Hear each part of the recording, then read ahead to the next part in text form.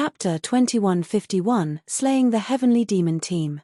Chapter 2151, Slaying the Heavenly Demon Team.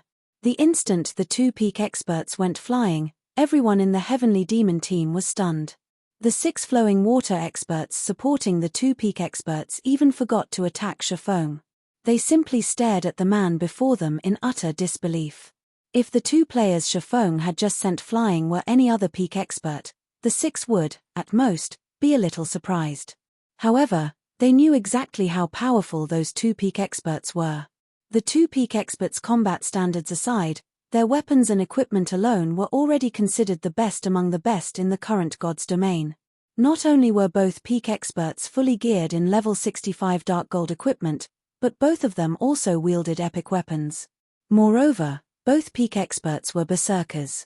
In a competition of strength, they could clash directly even with their guild's domain realm experts, who boasted 3 or 4 epic weapons and equipment.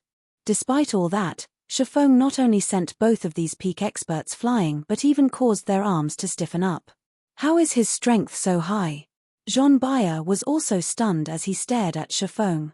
The 2 peak experts that went flying could exhibit strength rivaling great lords of the same level. They could even hold their own against strength-based great lords in a frontal confrontation. However, Shifeng effortlessly nullified the combination attack of the 2 peak experts and sent both of them flying. Only grand lords of the same level could accomplish such a feat. A monster-level expert with the strength of a grand lord of the same level? After Jean Baya thought up to this point, his complexion turned incomparably grim. Before the Heavenly Demon team members could react to the unexpected development, Shifeng took a step forward, the 2 swords in his hands suddenly transforming into dazzling streaks of lights. In the next moment, a beautiful lotus of light bloomed around him. Swords transmigration. 12 sword lights instantly cut through the 6 flowing water realm experts standing idly around Shifeng. Although these 6 experts had sensed the attacks, the 12 sword lights were simply far too fast for them to react to. Moreover, the sword lights were accurately aimed at their defensive blind spots. In the end, they could only watch as the sword lights pierced through their bodies. A moment later, all 6 flowing water realm experts collapsed at Shifeng's feet. The entire process had been so quick that the rear-line healers didn't even get a chance to start casting their healing spells. So strong. With this kind of speed and strength, even that old thing from our guild might be inferior to him, Sheng Wuji exclaimed in astonishment. When Sky Dragon House's members heard Sheng Wuji's comment, they could not help but stare at Shifeng in shock and horror. Sheng Wuji was one of Sky Dragon House's main pillars. There were only 3 people in the entire guild that Sheng Wuji would refer to as an old thing, and they were existences that even their guild leader had to treat with the utmost respect. As for the equipment these 3 people wore, all sorts of guesses were bandied about in the guild. However, the consensus was that each of these 3 people had at least 7 pieces of epic equipment on them. No doubt, they stood at the apex of God's domain in terms of equipment standards. Now, however, Sheng Wuji actually said that Shifeng surpassed one of these 3 people in basic attributes. How could such a thing be possible? Nevertheless, these words had come out of Sheng Wuji's mouth directly, so the Horned Dragon Team's members had no choice but to accept them. After all, Sheng Wuji was one of Sky Dragon House's monster-level experts. His insight and knowledge far surpassed their own. Since he said so, then there was a 90% chance that it was true. Only, they simply could not figure out how a small guild like Zero Wing managed to equip Shifeng to such an extent. Players needed to have compatibility with their weapons and equipment in order to wield them properly. Epic weapons and equipment were no exception to this. Players could strengthen their basic attributes by using weapons and equipment that were of a higher quality but had low compatibility. However, by doing so, they would not only fail to increase their combat power but even decrease it instead. From Shifeng's performance, it was evident that he was using weapons and equipment that were compatible with him. However, obtaining 7 or more pieces of epic equipment that had high compatibility was extremely difficult. The first reason was the rarity of epic items. The second reason was the high repetition rate of certain equipment parts. At this stage of the game, first-rate guilds might have 20 or 30 epic items, but the majority of these were for the head, top, and legs. Items for other parts of the body, such as capes, belts, and pauldrons, were in the minority. Some first-rate guilds might not even have epic equipment for these parts. Hence, players faced extreme difficulty obtaining 7 or more pieces of epic equipment that were compatible with them. Members of super guilds were no exception. Meanwhile, after Shafong killed the 6 flowing water realm experts from the Heavenly Demon team, Jean Bayer no longer dared to take the situation lightly. He immediately took out a bottle of purple gold potion. The potion's bottle was made out of mana stone, and the potion exuded dense mana that was palpable even from several dozen yards away. 4 other players from the Heavenly Demon team also took out the same potion and drank it. The instant the 5 players drank the potion, a purple gold divine rune suddenly appeared on their heads. The aura their bodies radiated also skyrocketed in intensity. What?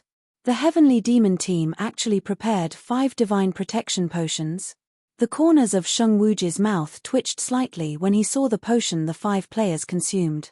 The divine protection potion could be obtained only from the Fire Dragon Empire's ancient ruins. The value of each bottle rivaled that of an epic item, and even the Horned Dragon team he led had only 2 bottles prepared. Players who consumed the divine protection potion would temporarily receive a god's blessing, which improved their life ratings by a significant margin. Of course, the potion was only effective for players at Tier 3 or below. Normally, when Tier 2 players consumed the potion, they would gain basic attributes close to the Tier 3 standard. Now that 5 players from the Heavenly Demon team had consumed the divine protection potion, the team essentially gained 5 semi-Tier 3 players. It should be known that the difference between tiers was massive in God's domain. Although the 5 players from the Heavenly Demon team could only be considered semi-Tier 3 players right now, the combat power they could exhibit would still surpass anything Tier 2 players could hope to achieve. Not to mention, of the 5 players that consumed the Divine Protection Potion, 4 were peak experts, and 1 was a monster-level expert. In the next moment, the 5 players started fighting it out with Shafong, the attacks of both sides wreaking great destruction on their surroundings. From afar, the fight between these 6 players looked more like a battle between monsters than one between players. Right now, any one of the 5 players from the Heavenly Demon team had the combat power to defeat monster-level experts. They were akin to strategic missiles in a field battle, able to slay a 1,000-man team of ordinary experts all by themselves. They were frightening existences that were basically unstoppable. Due to the high standards of the battle, the Heavenly Demon team's other members couldn't interfere in the battle at all, left to watch from the sidelines. At this moment, however, Shafong was equally terrifying.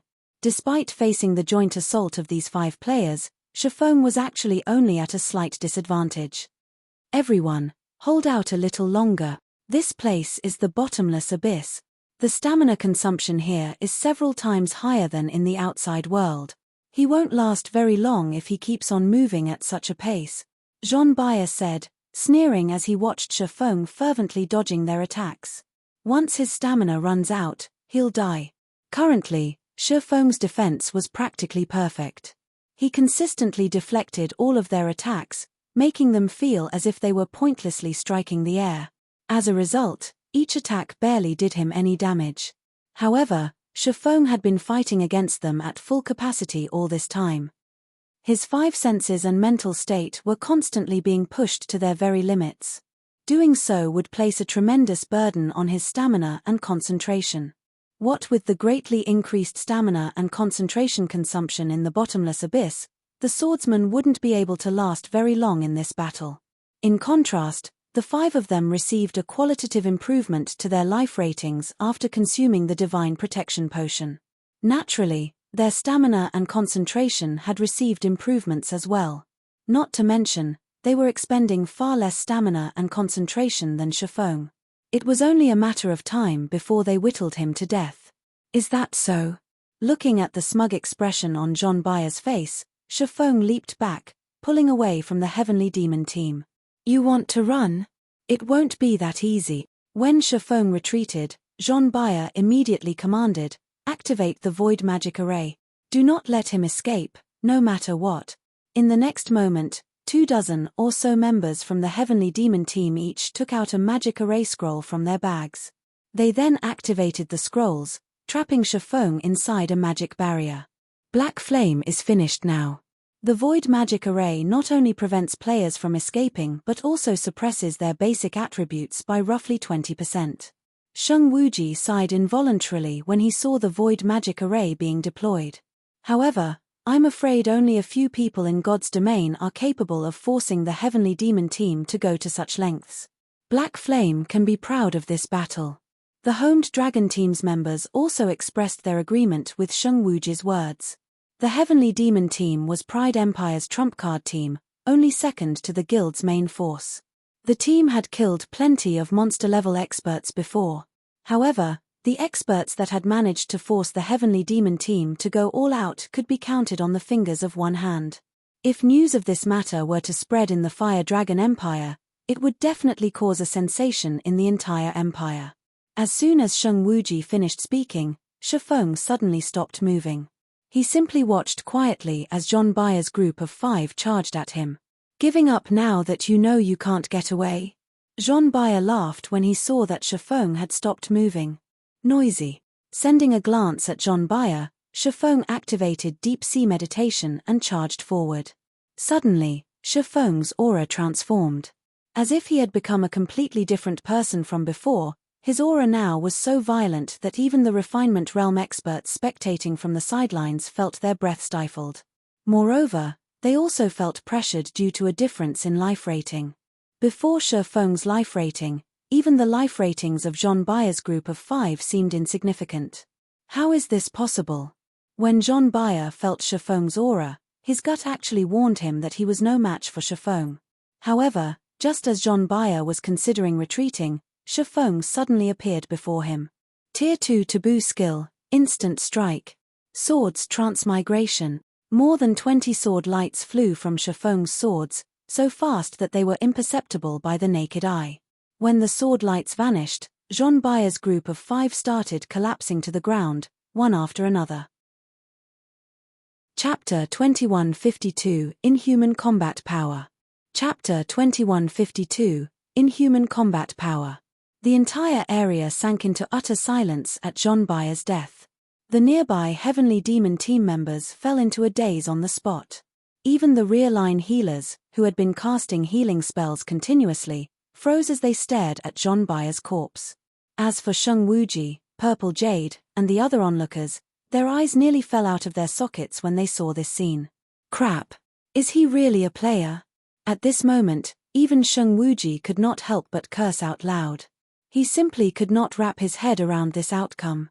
John Bayer was the commander of the Heavenly Demon team and was nicknamed Ghost Mage. Spells would gain life in his hands.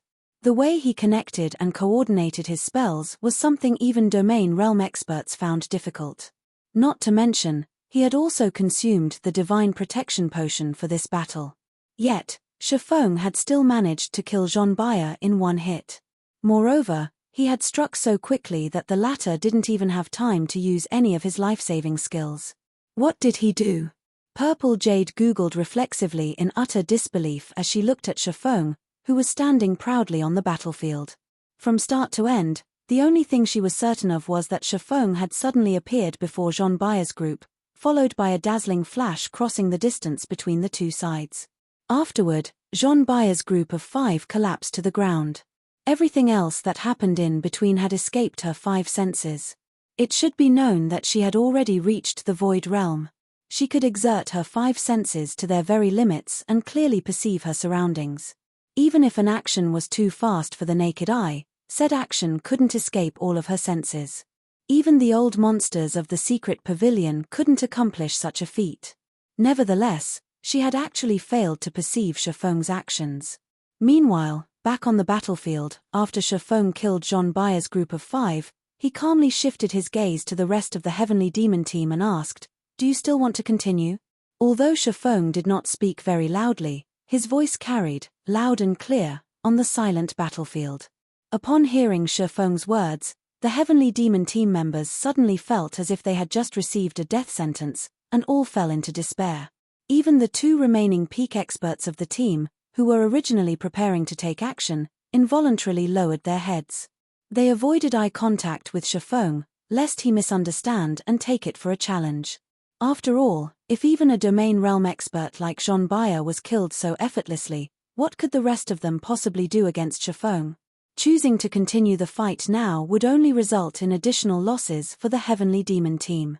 Immediately, the magic barrier enveloping Shifeng crumbled and disintegrated into countless particles of light. This scene stunned Yuan Taishan, who had just arrived at the site of the battle, his mind unable to figure out what was going on. Previously, after Yuan Taishan had explained the situation to Shifeng, Zero Wings Guild leader had rushed toward the location of Sky Dragon House's and Pride Empire's teams without hesitation. As Shifeng's speed was absurdly fast, Yuan Taishan soon got left behind. While running toward the battlefield, Yuan Taishan saw the magic barrier appear and immediately knew that the situation had gone south. Shifeng must have butted heads with the members of the two super guilds. Otherwise, a high-level magic barrier wouldn't have been used in such a place. However, only a few seconds after the magic barrier went up, it actually started disintegrating. Even Yuan Taishan, with his bountiful experience, could not figure out what had just happened. However, when Yuan Taishan saw Jean Bayer's corpse lying on the ground and the looks of despair on the Heavenly Demon team members' faces, he became thoroughly stupefied. Who was Jean Bayer? What was the Heavenly Demon team? These were things that he, as an elder of the secret pavilion, knew very clearly. Every member of the Heavenly Demon team was an expert among experts. They had fought in countless battles and also attained innumerable achievements for Pride Empire. They were all incomparably arrogant people and would be more than willing to fight to the death when faced with a powerful foe. They definitely would not shrink back even the slightest bit. Now, however, no matter how Yuan Taishan looked at the Heavenly Demon team's members, he could not find any trace of fighting spirit on their faces, their eyes brimming with only fear as they looked at Shifeng. Elder Yuan, the secret pavilion is truly amazing. To think you would have such a trump card hidden. You have my sincere admiration, Sheng Wuji said as he approached Yuan Taishan. With some reluctance, he continued, the Horned Dragon team will be giving up on the struggle for Stone Forest Town this time. However, understand that it is only the Horned Dragon team that is giving up. That doesn't mean that Sky Dragon House is giving up as well. When Yuan Taishan heard Sheng Wuji's words, his expression remained impassive. Inwardly, however, his heart was pounding madly. At this moment, he could not help but wish he could shout out loud and ask what Shifeng had done. Why would the almighty Homed Dragon team choose to yield without even putting up a fight? Before Yuan Taishan could sort out his emotions, Sheng Wuji had already led his team away from the undead forest. Sheng Wuji did not dare to stay here for even a moment longer and risk his team's annihilation. Only after confirming that the Horned Dragon team and Heavenly Demon team had left the battlefield did Yuan Taishan ask Purple Jade about what had happened. Without missing a detail, Purple Jade told Yuan Taishan everything she saw. So, that's the case. If it were up to me, I would most likely have made the same decision as Sheng Wuji. Yuan Taishan revealed a bitter smile as he looked at the direction Sheng Wuji and the others had taken. The word shocking was no longer enough to describe the fact that Shifeng had instantly killed Jean Bayer, who had consumed the Divine Protection Potion. Although the Heavenly Demon teams and Horned Dragon teams members were prideful, they were not idiots. If there were even a strand of hope, they would have definitely chosen to fight to the bitter end. However, against absolute power, the numbers they had here were utterly meaningless. Rather than pointlessly getting themselves killed, it was much better if they gave up quickly and conserved their strength. Thinking up to this point, Yuan Taishan could not help but turn an incredulous gaze toward Shifeng. He simply could not bring himself to believe that Shifeng actually possessed this kind of strength. Shifeng was far stronger than he was during the auction arena. His growth was ridiculous. However, what Yuan Taishan did not know was that, in reality, Shifeng wasn't in a good state at all. Although his current basic attributes were indeed superior to when he had participated in the auction arena, the overall improvement in his combat power was extremely limited. The only reason why he was able to exhibit such great power just now was his combining a taboo skill with a combat technique. As for deep-sea meditation, although the secret law allowed players to tap their latent potential, it took a massive toll on the user's stamina and concentration. Using the secret law in a place like the bottomless abyss only served to amplify its flaws. Similarly, combining Sword's transmigration and instant strike also placed an enormous demand on his stamina and concentration. When he used all of these things together, his stamina and concentration had drained away like there was no tomorrow. He had expended more than half of his total stamina and concentration to kill Jean Bayer's group of 5, he wouldn't have been able to use the move a second time. Had the Heavenly Demon team and Horned Dragon team chosen to continue fighting, he would have had no choice but to run away. Meanwhile, on the Horned Dragon team's side, the members of the team currently wore ashen expressions on their faces, their hearts filled with frustration. "Commander, are we really leaving just like that? The guild leader instructed us to secure Stone Forest Town no matter the cost, and even if it isn't possible for us to secure it, we definitely can't let other powers have it," a level 67 ranger asked worriedly as he looked at Shang Wuji. Their guild leader's orders were absolute. If they returned completely unharmed now, they would definitely incur their guild leader's ire. "What are you worried about? The struggle for Stone Forest Town has just begun. Even if we secured the town now, we'd still have to face the full-bore assault of numerous superpowers," Shang Wuji replied, chuckling. "Against that kind of attack, even if our Sky Dragon House worked with Pride Empire, we might not necessarily be able to defend the town successfully. Do you think Black Flame and the Secret Pavilion can accomplish this on their own? The struggle for Stone Forest Town can be considered to have truly begun only when the experts of the various superpowers are all assembled. Our teams are here merely on reconnaissance. If the Secret Pavilion and Black Flame had worked with us, it would have definitely been possible to defend Stone Forest Town. Unfortunately, they chose to go down a dead end. Now that Stone Forest Town had been promoted to a basic city, the number of superpowers vying for it had grown to a point where even the Sky Dragon House found capturing it worrisome. This was also why Sky Dragon House had decided to partner with Pride Empire. Shi Feng was simply immature if he thought he could defend Stone Forest Town with only the Secret Pavilion's help. Meanwhile, shortly after Shang Wuji's team left the Undead Forest, the opaque magic barrier around Stone Forest Town finally disappeared. A new city then appeared before everyone's eyes. Stone Forest Town was now officially Stone Forest City. Chapter 2153 Stone Forest City. Chapter 2153 Stone Forest City. The appearance of Stone Forest City immediately caused an uproar among the players present in the Undead Forest. Stone Forest Town had occupied only a small portion of the area covered by the magic barrier enveloping the center of the Undead Forest. However, Stone Forest City actually occupied nearly half of that area. Although the wall surrounding Stone Forest City was the default, 6-meter-tall wall, it was engraved with divine runes that prevented players from vaulting over it. Unless players breached the wall, they had no choice but to enter the city through the main gate. The defensive capabilities of Stone Forest City were undoubtedly much greater than when it was still a town. Moreover, after getting promoted to a city, the constructions inside Stone Forest had undergone significant transformations, especially Zero Wing's residence. Now, the guild hall sitting inside the residence had transformed into a 60-meter-tall building. It looked like a massive mountain and was visible even from several thousand yards away. After Zero Wing's guild hall, the structure that had undergone the most changes was the Zero Wing Auction House. The Zero Wing Auction House was an advanced construction. After Stone Forest Town became Stone Forest City, the auction house became a 12-story tall building that occupied a significant portion of the city's main street. The auction house was already larger than the auction houses of ordinary NPC cities. Moreover, aside from the auction house, the other constructions in the city also received significant improvements. Isn't Stone Forest City a little too luxurious? Purple Jade could not believe her eyes as she took in the towering buildings filling Stone Forest City. As a core member of the Secret Pavilion, she had seen quite a few guild cities.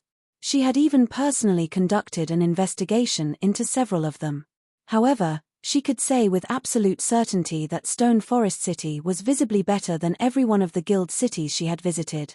In fact, Stone Forest City looked much more splendorous than even the current Zero Wing City.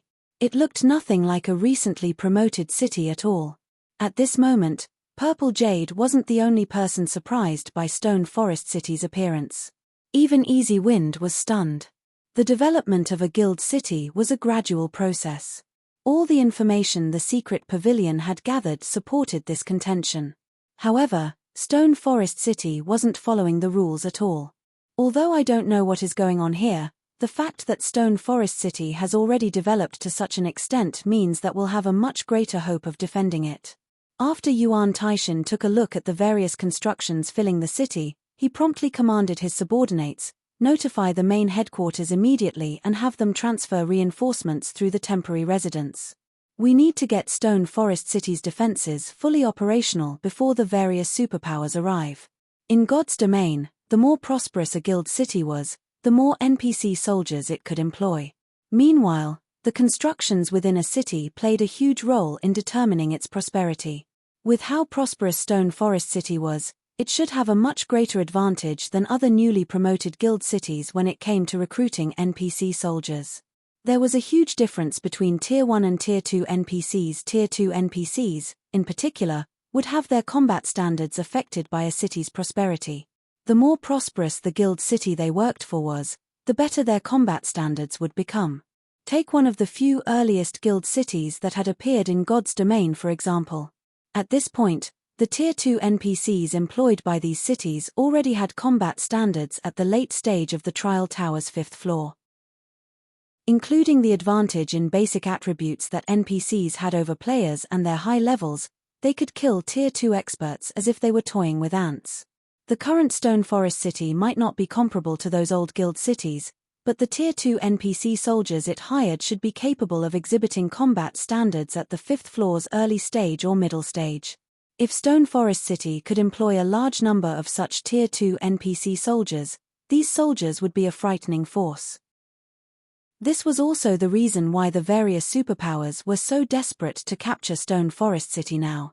A guild city was at its weakest just after completing its promotion. If they allowed Stone Forest City to reach its peak state, the cost of capturing the city would become several dozens of times higher. However, despite Yuan Taishan and the others vocally expressing their curiosity about Stone Forest City's prosperous state, Shifeng did not give them an explanation. He simply chuckled and entered the city via the main gate.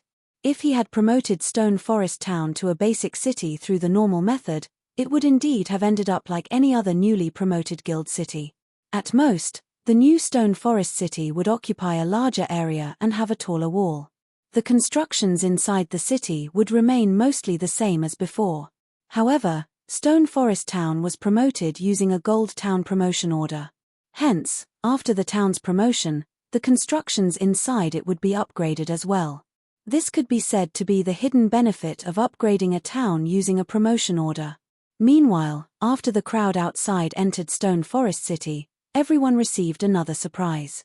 Zero Wings members, in particular, revealed ecstatic expressions on their faces. At the moment, Stone Forest City's magic towers were clearly still inactive, yet the city's mana density was absurdly high, at least twice as high as Stone Forest Town's when all 3 of its magic towers were activated. It should be known that Stone Forest Town was already treated as a sacred training ground by players, as it was capable of improving players' 5 senses by 10%. Stone Forest City's current mana density, however, was capable of improving players' 5 senses by at least 15%. Although it was only a 5% increase, it could increase a player's training efficiency by at least 20%.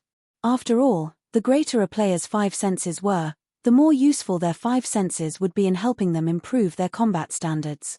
Meanwhile, it was incredibly difficult for players to improve their 5 senses the further up they went. If ordinary players could train here, they might even become 5th floor experts within a month. Purple Jade's breathing quickened when she experienced the atmosphere inside Stone Forest City. Ordinary players might not know how much time and effort it took to become a Trial Tower 5th floor expert, but the Secret Pavilion did. The Secret Pavilion had specifically carried out a detailed analysis of the topic. Normally, a relatively talented player would take 2 or 3 months to reach the Trial Tower's 5th floor from an ordinary player's standard. Needless to say, the average ordinary player would take even longer to accomplish this feat. However, Purple Jade could say with absolute certainty that, So long as an ordinary player was willing to put in the effort, they could definitely reach the Trial Tower's 5th floor within a month in Stone Forest City. The reason why superpowers were able to be known as such was not only their humongous capital but also their excellent training systems. They had specialized research teams tasked with studying and formulating methods of improving the strength of players and creating experts rapidly. The various superpowers expended an unimaginable amount of time and resources in order to improve the strength of their members quickly. However, most of their investments ended up in disappointment. Moreover, the training methods they did manage to create could be enjoyed by only a small number of players. Stone Forest City, on the other hand, was a natural training ground. Not only did it yield amazing training effects, but it could also accommodate an astronomical number of players. When Purple Jade imagined a guild filled entirely with expert players, her scalp tingled. Most likely, even current super guilds would shudder at this thought. However, during the time the secret pavilions and Zero Wings members were enthusing over the benefits Stone Forest City offered, a huge commotion suddenly erupted in the forest a short distance from the city. The noise was so loud that it echoed throughout the undead forest. In the next moment, 3 gigantic, flaming elephants walked out of the forest, each one up to 100 meters tall. Their flaming bodies also caused the space around them to blur. Flaming War Elephant, Elemental Creature, Mythic, Level 85. HP 450 000 000 450 000 000. Aside from these 3 Flaming War Elephants, several thousand players also emerged from the forest. Every one of these players was level 66 or above, and they all wore Starlink's guild emblem. Meanwhile, leading these players was none other than Bright Dawn, one of Starlink's vice guild leaders. Chapter 2154, You Really Shouldn't Have Come Here. Chapter 2154, You Really Shouldn't Have Come Here. The 3 Flaming War Elephants loomed like mountains outside of Stone Forest City. Even the undead forest's monsters trembled at the sight. Both players and monsters could feel the war elephants' auras from several hundred yards away, recognizing that these creatures were even stronger than ordinary mythic monsters. How did they get here so quickly? Yuan Taishin watched Starlink's army from Stone Forest City's walls in confusion. Although Starlink had mobilized a massive army, it should have needed several more hours to reach Stone Forest Town, according to the Secret Pavilion's information network. While several hours might not be enough time for the Secret Pavilion to set up an impenetrable defense, it should have been enough time to get Stone Forest City's defensive measures online. It also would have given the city time to recruit plenty of NPC soldiers. With those defensive measures in place, capturing Stone Forest City would have been considerably difficult. The city could have dragged the fight with Starlink out while it waited for more reinforcements. Unfortunately, not only had Starlink's forces arrived a lot sooner than expected, but the guild had also brought 3 mythic monsters with it. All 3 Flaming War Elephants were covered in glowing divine runes. They had obviously been enhanced by some kind of power, and it was clear they weren't ordinary summoned creatures. However, the Flaming War Elephants weren't the only problem right now. Hundreds of magical class experts escorted the summoned monsters.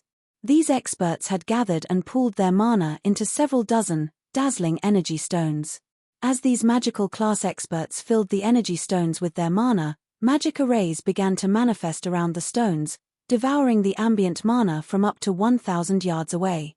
To an ordinary guild expert, it would only seem as if Starlink were preparing to cast a powerful spell, perhaps a Tier 4 large-scale destruction spell. However, Yuan Taishin was no ordinary expert, and he knew that wasn't a run-of-the-mill Tier 4 large-scale destruction spell. Rather, it was the Tier 4 curse-ranked ancient spell, Elemental Destruction. As far as he knew, Starlink regarded the spell like a family heirloom. The guild could use the energy stones to collect its players' mana, feeding the ancient spell. The energy stones could be used indefinitely. When cast, Elemental Destruction's power would depend on the number of energy stones used. The ancient spell required a minimum of 12 energy stones, and every additional 12 stones would qualitatively transform the spell. With 12 energy stones, Elemental Destruction would have the power of an ordinary Tier 4 spell. If the casters used 24 energy stones, the spell would display the power of a Tier 4 curse. Of course, the stronger the ancient spell became, the more it would require of its casters, and the cooldown would become longer. The last time Starlink had used the energy stones, it had destroyed a heavily fortified town under the Dark Force's control. The guild had only used 17 energy stones in that attack. Now, however, Starlink's magical class experts concentrated their mana into 29 energy stones. When they released the spell, elemental destruction would undoubtedly have the power of a Tier 4 curse. The ancient spell's destructive power would only be slightly weaker than a Tier 5 spell, more than enough to destroy a basic city's defensive magic array, which could only block ordinary Tier 4 attacks. At this stage of the game, a city's most impressive defensive measure was its magic barrier, which players were still helpless against. Not even a full day's assault from an army of 100,000 players could shatter a city's defensive magic array. They wouldn't even put a dent in its energy reserves. However, if the defensive magic array shattered, the city's remaining defenses would only be slightly stronger than a town's. Starlink's army had also used an epic ranked defensive orb to protect its members. Although an epic defense orb's magic barrier was no match for a city's defensive magic array, it could withstand a few Tier 4 attacks. Unless Stone Forest City's defending forces could deplete the defense orb's mana, they wouldn't be able to harm Starlink's players. Meanwhile, as the homed dragon team departed from the undead forest, it noticed the colossal magic array that hovered near the cavern's ceiling. Despite standing several thousand yards away, the team's members could feel its domineering aura. Amazing. So, this is Starlink's rumored elemental destruction spell? Sheng Wuji watched the mana fluctuations above grow stronger in shock. They must have originally prepared this to capture another undead fortress. It seems Starlink is really desperate to deal with Stone Forest City. Sky Dragon House had some understanding of the elemental destruction spell since it had obtained a few energy stones of its own. However, as the guild hadn't yet reached the minimum requirement to use the ancient spell. Although the energy stones could be used indefinitely, the stones' cooldown would be relative to the strength of the spell they powered. If one used 12 energy stones to cast elemental destruction, the stone's cooldown would be 10 days long. By Sheng Wuji's reasoning, using 29 energy stones to cast elemental destruction would result in a 20-day cooldown at the very least. As God's domain rapidly developed, a 20-day time span was incredibly precious. If Starlink had used its energy stones to capture another fortress in the ancient undead country, rather than using them against Stone Forest City, it could have earned astronomical profits from the fortress during that 20-day wait. But since the superpower was in a hurry, Starlink had chosen to use the 29 energy stones to destroy Stone Forest City's defensive magic array. In reality, the guild could have relied on the 3 mythic-ranked Flaming War elephants to shatter Stone Forest City's magic barrier in a short time. The only reason Starlink would use elemental destruction here, despite the exorbitant cost, was that it must want to end the battle as quickly as possible. "I suppose you didn't expect that we'd meet again so soon," guild leader Black Flame, Bright Dawn said, looking down on Shifeng, who stood on Stone Forest City's wall, with a smug grin from atop a Flaming War elephant. "You gave me 2 choices earlier. Now, I'll do the same for you. Either get lost or die. Choose." During their earlier encounter, he had been afraid of Shifeng, but now, the tides had turned. With 3 level 85 mythic monsters and a Tier 4 curse-ranked elemental destruction at his command, he could even defeat a group of monster-level experts, much less Shifeng. "Boss, why are you wasting your words on him? Let's just force him to hand over his treasures and an extra piece of epic equipment. Otherwise, he'll have no hope of leaving this place alive." "That's right. How can we let him off the hook so easily after such a long trip?"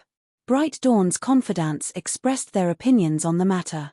They all wanted to tear Shifeng to shreds to satisfy their resentment for the swordsman. Of course, the conditions they'd stated were a bluff.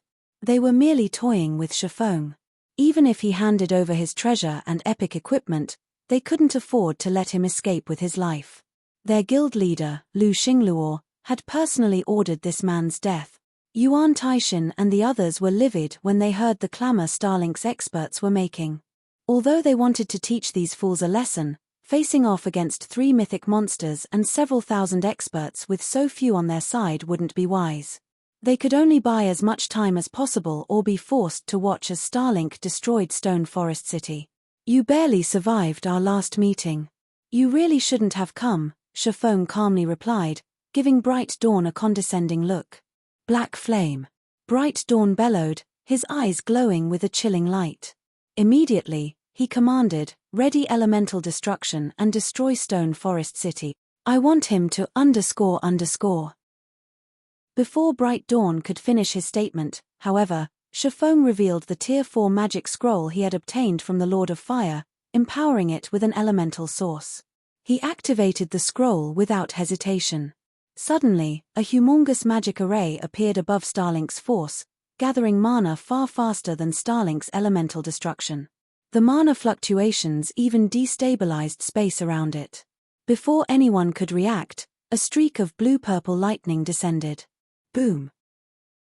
The lightning bolt easily pierced through the magic barrier protecting Starlink's army and struck the players below. Every player within the lightning bolt's range vaporized instantly. The attack also tore space as it passed. After the lightning bolt dissipated, silence dominated the battlefield. The 3 flaming war elephants, who had been in range of the attack, were heavily injured, and despite standing apart from each other, the lightning bolt had eliminated more than 90% of Starlink's army. For a moment, time seemed to freeze in the undead forest. Both the homed dragon team members, who watched from a safe distance, and the players within Stone Forest City, were dazed. Chapter 2155 Suppressing Starlink. Chapter 2155 Suppressing Starlink. As the dust settled, it revealed a crater extending over 400 yards across. Thousands of weapons and equipment filled the newly formed pit. Moreover, even the most inferior item in the crater was level 65 fine gold rank. Even superpowers would be tempted into action by so many top-tier items in one place. However, not a single watching player harbored any thoughts of greed as they gazed upon the battlefield. Rather, horror dominated their hearts. A single attack had slain several thousand experts in the blink of an eye. Moreover, they weren't ordinary experts. Most of those players were refinement realm experts, peak experts in first-rate guilds, yet they had died without offering any resistance. How is this possible? Yuan Taishin, who observed the battlefield from Stone Forest City's walls, could hardly believe this outcome. Starlink had used an epic-ranked defense orb, an item that was even more valuable than Zero Wing's movement-type defensive magic array and capable of enduring Tier 4 attacks. It could even withstand an assault from magic towers. This defense orb was the reason that Bright Dawn had dared to move within 1,000 yards of Stone Forest City. The defense orb's only flaw was its troublesome refueling process. Players would have to wait a long time before they could sacrifice more magic crystals to restore the defense orb's energy after a use. Even so, Starlink had relied on this defense orb to crush Unyielding Soul's army and foiled the guild's plans to capture one of the ancient undead country's fortresses. And yet, Shifeng had shattered the defense orb's magic barrier in an instant.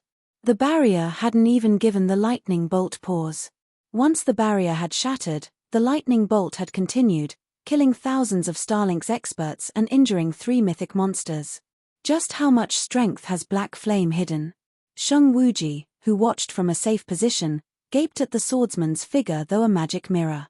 Shifeng's success in slaying the heavenly demon team had already been frightening, but it paled in comparison to the power he had just revealed. Had Shifeng used this move earlier, neither the Horned Dragon team nor the heavenly demon team would have walked out of the undead forest alive. He would have turned them all to ash. Shortly after Shifeng's attack, Bright Dawn, who had been a pile of ash, began to reform in his previous position on the back of the flaming war elephant.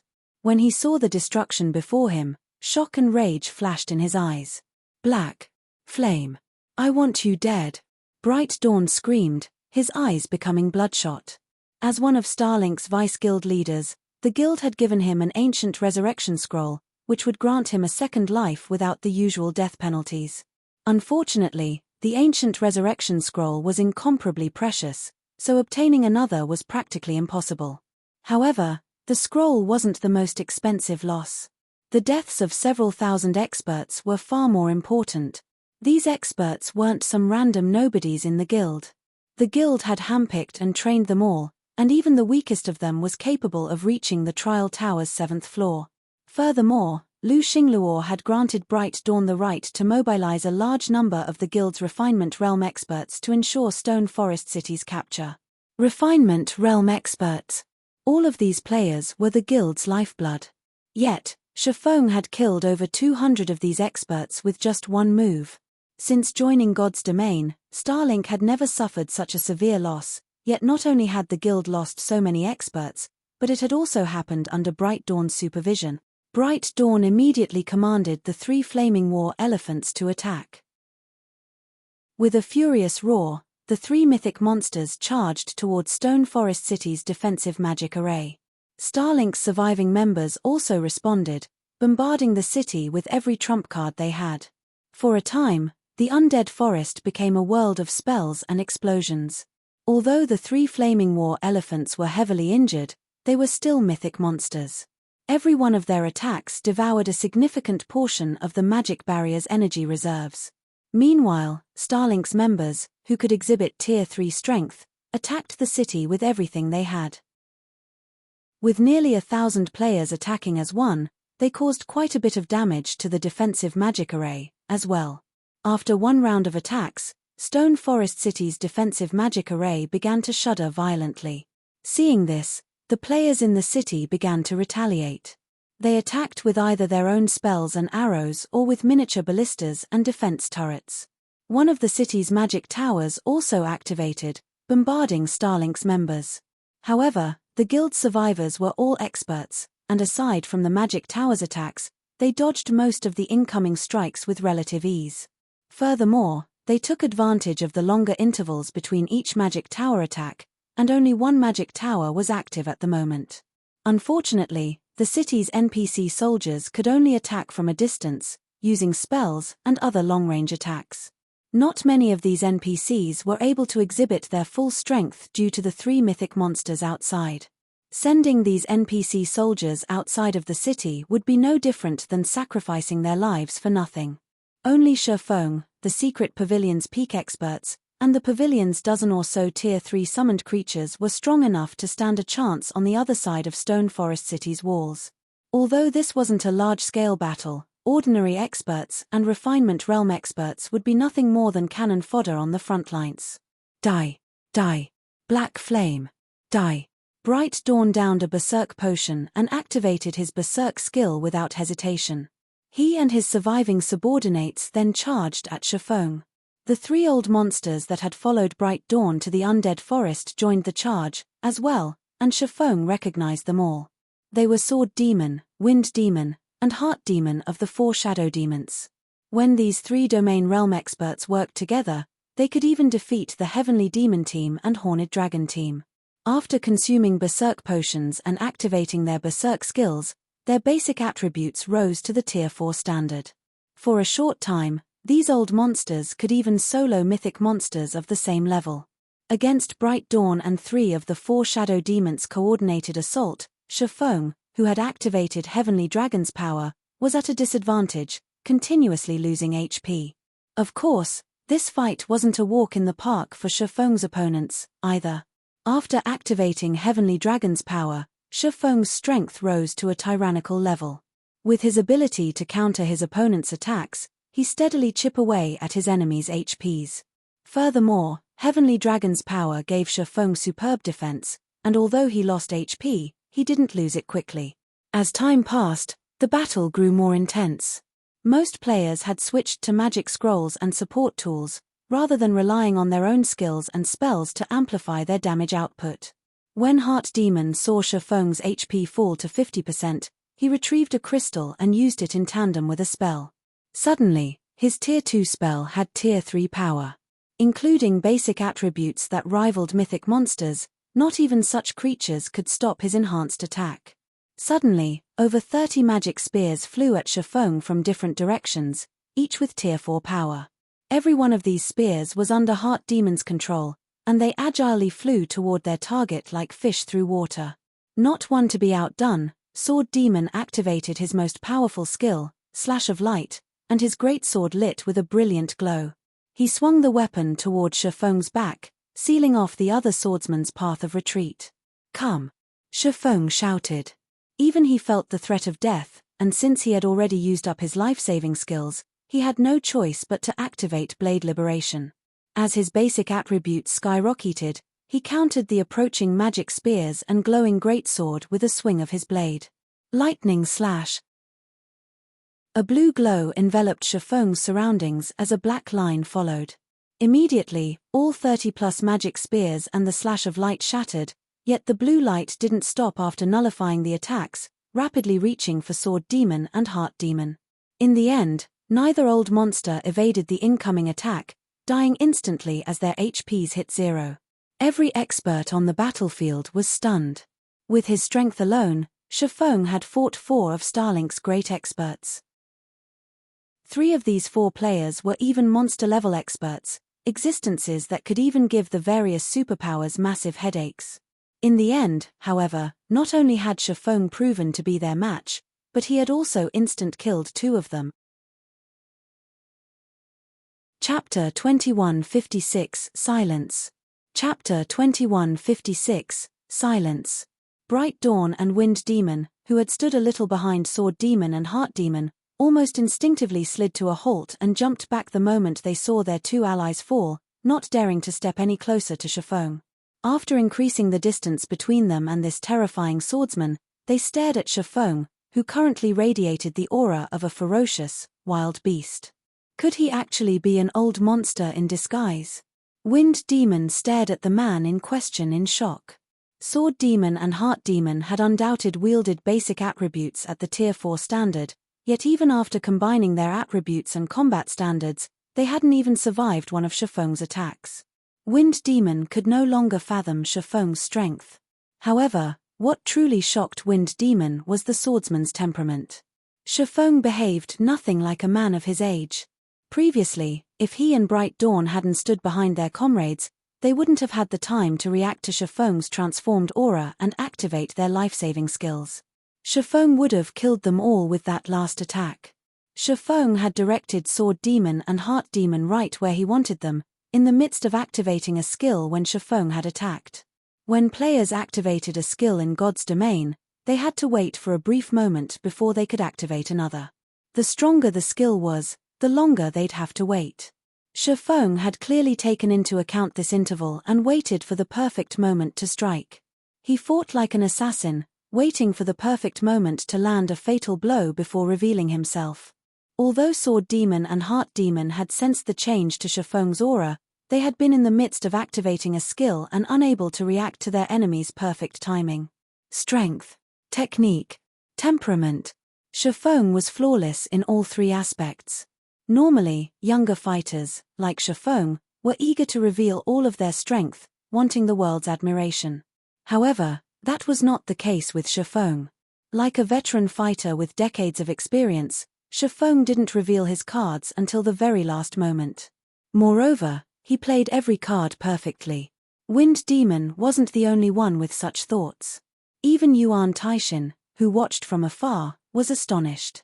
Since Yuan Taishin had met Shifeng, the swordsman had revealed one trump card after another. Even with the experience he had accumulated over his many years, Yuan Taishin couldn't predict Shifeng's limits. On the contrary, the more he watched the young man, the cloudier Shifeng became. He wasn't anything like youngsters, such as Purple Jade, who fought with all of their cards on the table. Meanwhile, now that Sword Demon and Heart Demon, the strongest melee and ranged fighter among the 3 shadow demons present, were dead, Wind Demon and Bright Dawn had no way of keeping Shifeng in check. If they continued this battle, it would only be a matter of time before they, too, met their demise. Once Wind Demon and Bright Dawn died, Starlink would lose the last experts that could command its forces in the undead forest. The secret pavilion and Zero Wing would then have control of the battlefield. Black Flame. I admit that you're good. I truly didn't expect you to be so strong, Bright Dawn said, sneering at Shifeng, who prepared to launch another attack. However, you still can't save Stone Forest City from destruction today. Dawn, you couldn't possibly be thinking. When Wind Demon heard Bright Dawn's threat, a look of horror overtook his features. Before setting off on this expedition, they had prepared for Stone Forest City's capture and destruction. Only, destroying the city was supposed to be a last resort. Not only would they lose Stone Forest City, but they'd also have to pay a high price to destroy the city. They were supposed to avoid this option unless they had no other choice. The moment they resorted to this method, no one would leave the undead forest alive. Before Wind Demon could do anything to stop Bright Dawn, the undead knight pulled a pitch-black seed from his bag. Although the seed was only the size of his thumb, it released a blood-curdling aura that was even stronger than that of the mythic-ranked Flaming War elephants. Even ordinary Tier 2 players would fall to their knees from the pressure, unable to move, if they stood within 10 yards of this black seed. Moreover, the seed released a dense cloud of dark energy. Even the bottomless abyss's dark energy paled in comparison. Yuan Taishin and the other peak experts had a bad feeling the moment Bright Dawn revealed this black seed. At their standards, they could push their 5 senses to their very limits, and their 6th sense was just as sharp. This was why experts like them could avoid dangerous situations when exploring God's domain. Meanwhile, their instincts screamed a warning when they saw the black seed, insisting that they flee. As Yuan Taishin and his comrades thought of stopping the undead knight, who was clearly mad, Bright Dawn threw the seed to the ground. As soon as the black seed hit the soil, it began to devour dark energy from its surroundings, quickly growing into a towering tree that bore a single, gigantic, black fruit. As the fruit fell to the ground, it cracked open and released an aura of death and destruction. Even the 3 Flaming War elephants, which had been attacking Stone Forest City's magic barrier, froze in fear. Players over 1,000 yards away felt their bodies become heavy as the intense pressure washed over them. Even space seemed to freeze. A goat-headed demon with a snake tail then emerged from the split fruit. It bore 3 horns that were enveloped in emerald fire and wore a full set of pitch-black armor.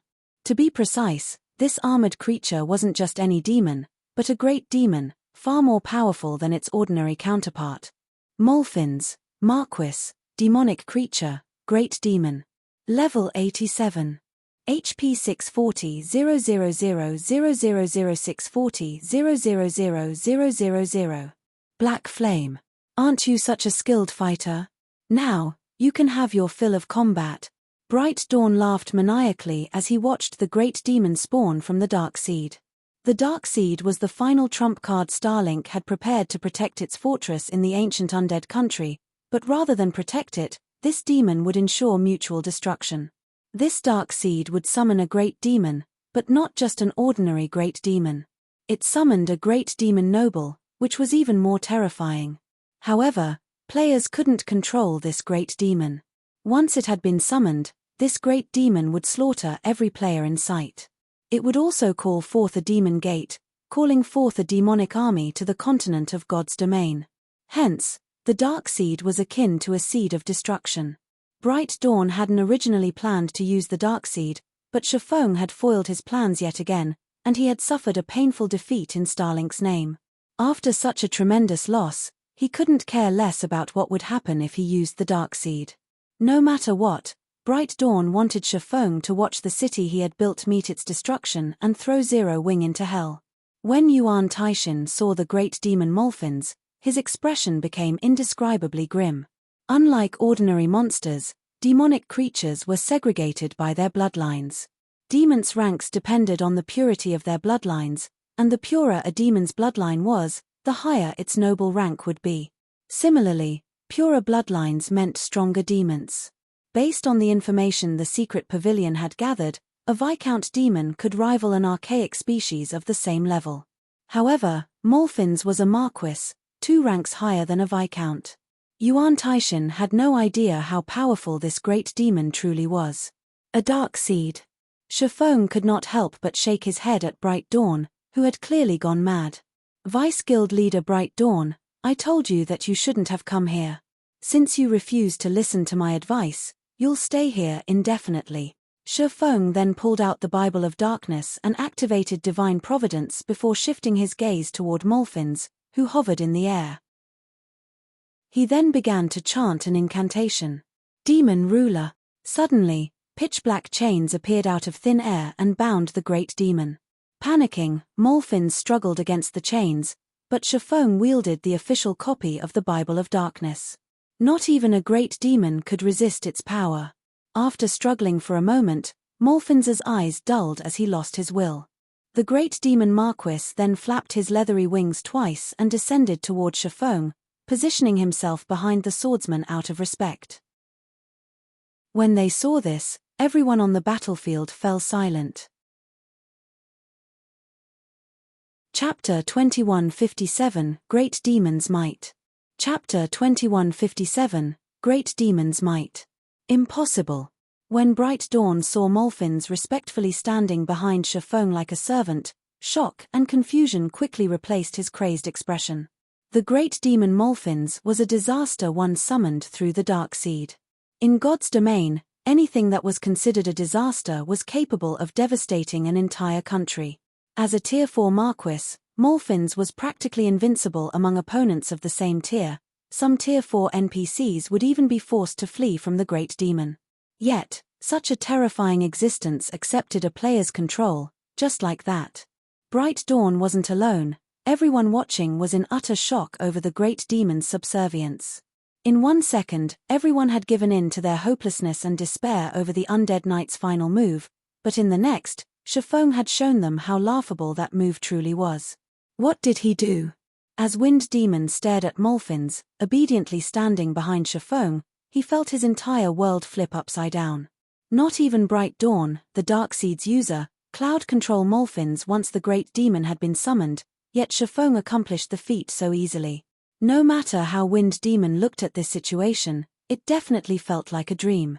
However, Molfins proved to the crowd that this was no dream. It was, in fact, a despair-inducing nightmare. Under Shafong's command, Molfins charged at the 3 flaming war elephants. The several hundred yards between the demonic Marquis and its prey were practically non-existent to Molfins, and he appeared before one of the mythic monsters in the blink of an eye. Roar. The flaming war elephant responded to the great demon with an enraged roar, instinctively raising a front foot to flatten the creature. Although the flaming war elephant was heavily injured, its basic attributes were far higher than ordinary mythic monsters as a Tier 4 summoned creature. Hence, even though its injuries limited its combat power, its stomp carried Tier 4 strength. The 4-meter-tall Molfins looked like an ant in comparison to the war elephant's gigantic foot, but despite the size difference, Molfins continued to hover in place, simply raising a hand to greet the descending foot. Boom! The explosion echoed throughout the undead forest, its resulting shockwave throwing the surrounding Tier 2 players off their feet. None of these players would forget what followed for the rest of their lives. Molfins had actually stopped the flaming war elephant's mountain-sized foot. What was even more unbelievable was the fact that the great demon had accomplished the feat by using a single finger. No matter how much the flaming war elephant pushed, it was no stronger than a powerless infant. With a light push, Molfins forced the mythic monster to stumble several steps backward. The difference between their strengths was obvious. Molfins and the flaming war elephant were on entirely different levels. Crap! How powerful is that demon? Yuan Taishan could not help but curse as he watched the scene play out. As an organization that mainly focused on information gathering, the Secret Pavilion had gathered far more data on God's domain than any other power. Naturally, the Pavilion hadn't failed to study demonic creatures. According to the Secret Pavilion's research, demons weren't so powerful simply due to their extraordinary basic attributes, but because of the many skills and spells in their possession and their particularly high combat standards. Although Yuan Taishan knew that a Marquis-ranked great demon was extremely powerful, he hadn't thought that Molfins would be this powerful. That one exchange had made it clear that Molfin's strength was leaps and bounds above the flaming war elephants. Even without skills, spells, or combat techniques, the great demon could easily slay the Tier 4 summoned creature.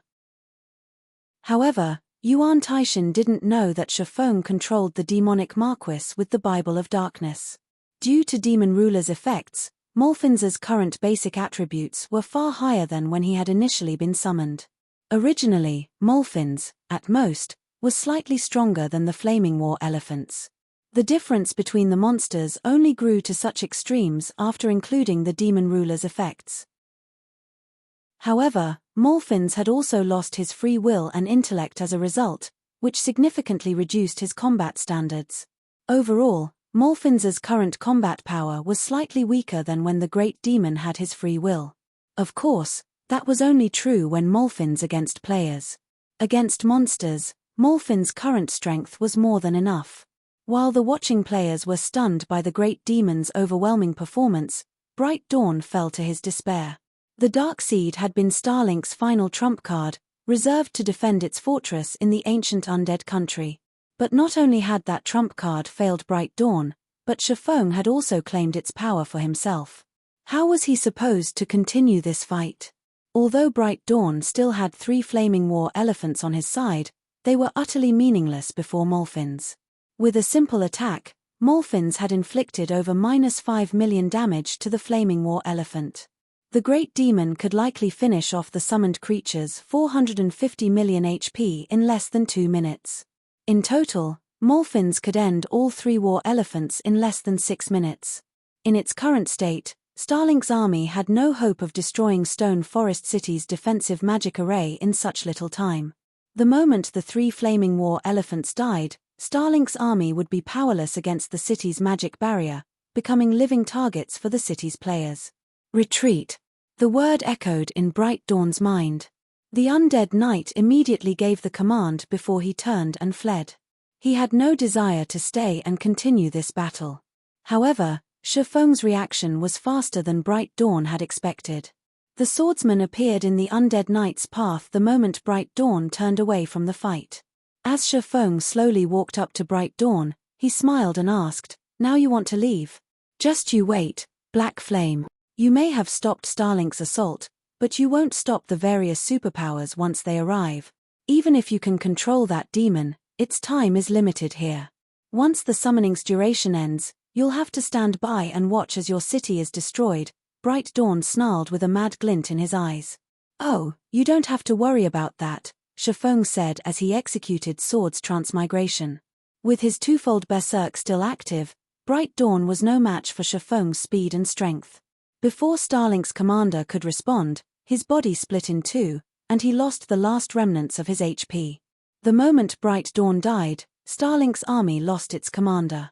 Stone Forest Town's defenders then had the advantage. The great demon Molfin's slew all 3 flaming war elephants in less than 5 minutes and proceeded to hunt down Starlink's fleeing members, slaughtering them like a flock of helpless sheep.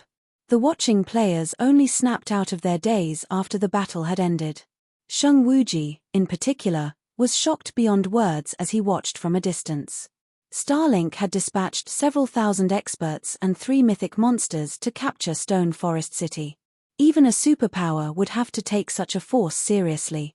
However, this army had been obliterated, and it hadn't even broken Stone Forest City's defensive magic array before its defeat.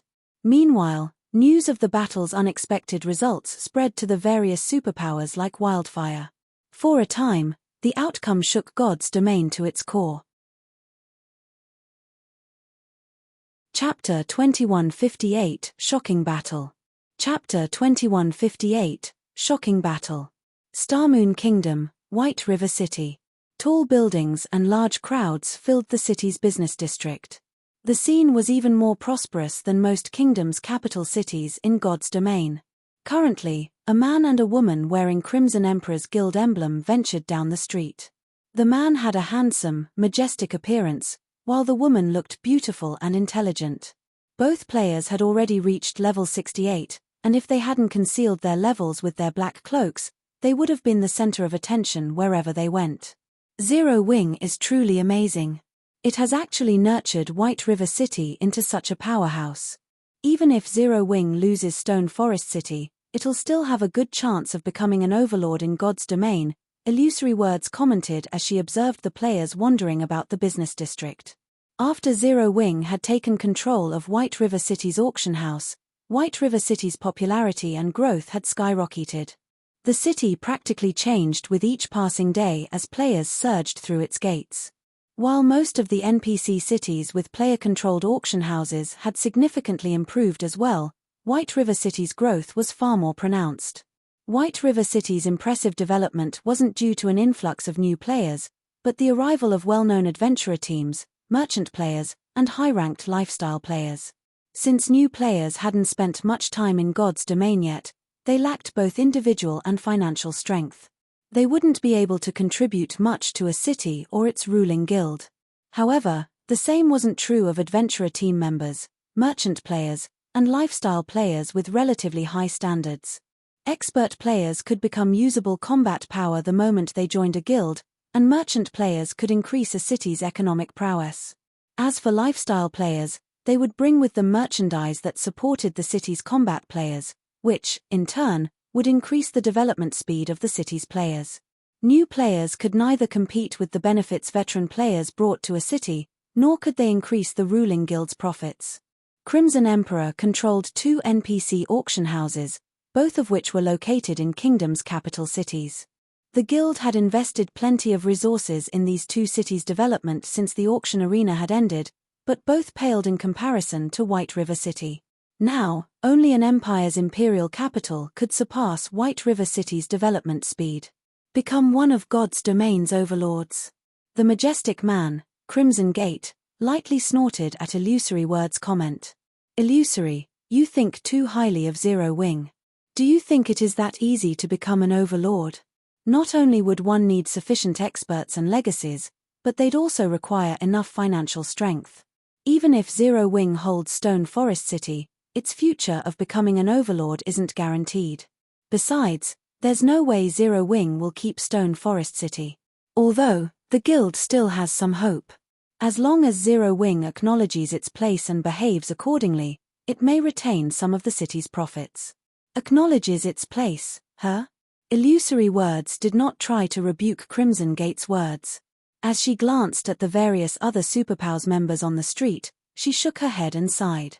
I'm afraid that even if Zero Wing concedes Stone Forest City, it'll only retain negligible profits. Too much was at stake in Stone Forest City, and many Superpowers were keeping a close eye on the city. Even the Superpowers that had planned to ally with Zero Wing had changed their minds, now intending to force the guild to relinquish the city's shares. This was even true of Crimson Emperor. To claim a share of the profits, the various Superpowers had dispatched representatives to negotiate with Zero Wing. According to Crimson Emperor's investigation, more than 10 Superpowers had already gathered in White River City. This situation had already become a living nightmare. Even the most valuable empires in God's domain had no more than 7 or 8 competing Superpowers, but now, more than 10 Superpowers had gathered to fight for Stone Forest City. They were still waiting for the various Superpowers' armies to gather around Stone Forest City, which was the only reason they hadn't entered Zero Wing's residence yet. Zero Wing's opinion on the outcome doesn't matter. It no longer has any say. Not even the secret pavilion can change this. Sneering, Crimson Gate continued, if Zero Wing refuses our offer, it will only find destruction in its future. Not even Stone Forest City will survive. As one of the few transcendental powers in the virtual gaming world, the secret pavilion was quite powerful. Not even ordinary super guilds dared to provoke it. However, after all was said and done, the secret pavilion didn't have a monopoly over the virtual gaming world, which was especially true after God's Domain's launch. Not even a ferocious tiger could defeat a pack of wolves. The secret pavilion definitely understood this. When the time arrived, the pavilion would abandon Zero Wing. While Crimson Gate and Illusory Words conversed and patiently waited for the various Superpowers armies to surround Stone Forest City, a commotion broke out among the Superpowers representatives, who loitered around the business district. What's wrong with them? Crimson Gate watched the representatives with an odd look as their expressions changed drastically. Are the armies already in place? No. Illusory Words abruptly exclaimed as she finished reading a message she had just received. With a complex look, she turned to Crimson Gate and said, I've just received news that Zero Wing has fended off Starlink's assault on Stone Forest City. Starlink's been defeated? Crimson Gate asked, surprised by the news. Starlink was one of the up-and-coming superpowers in the virtual gaming world. Aside from its slightly undeveloped legacy, the guild was even stronger than Crimson Emperor overall. It seems Zero Wing is stronger than expected to stop Starlink's all-out attack. It's no wonder why those people seem shocked. No, that's not all. According to our insider information, the army Starlink sent to Stone Forest City has been annihilated. Illusory words informed her companion with a grim expression. Annihilated? Impossible. Crimson Gate said incredulously. Someone must have made a mistake with the report. Let me have a look. As someone who had been fighting Starlink for quite some time, he knew how powerful the guild was. If Starlink went all out, it would even defeat Crimson Emperor. If Zero Wing had merely stopped Starlink's assault, Crimson Gate would, at most, be surprised. That victory would still be somewhat believable. After all, not only did Zero Wing have the defender's advantage, but it also had the secret pavilion's support. However, claiming that Zero Wing had annihilated Starlink's army was simply nonsense. Even though Starlink had sent a hastily organized army, 2,000 or 3,000 of the guild's experts should be quite formidable. If Crimson Emperor had been in Zero Wing's place, it would have been fortunate to slay half of Starlink's forces if it used everything in its arsenal. Starlink hadn't sent ordinary experts, after all, and if those players focused on their retreat, chasing them down and killing them would be extremely difficult.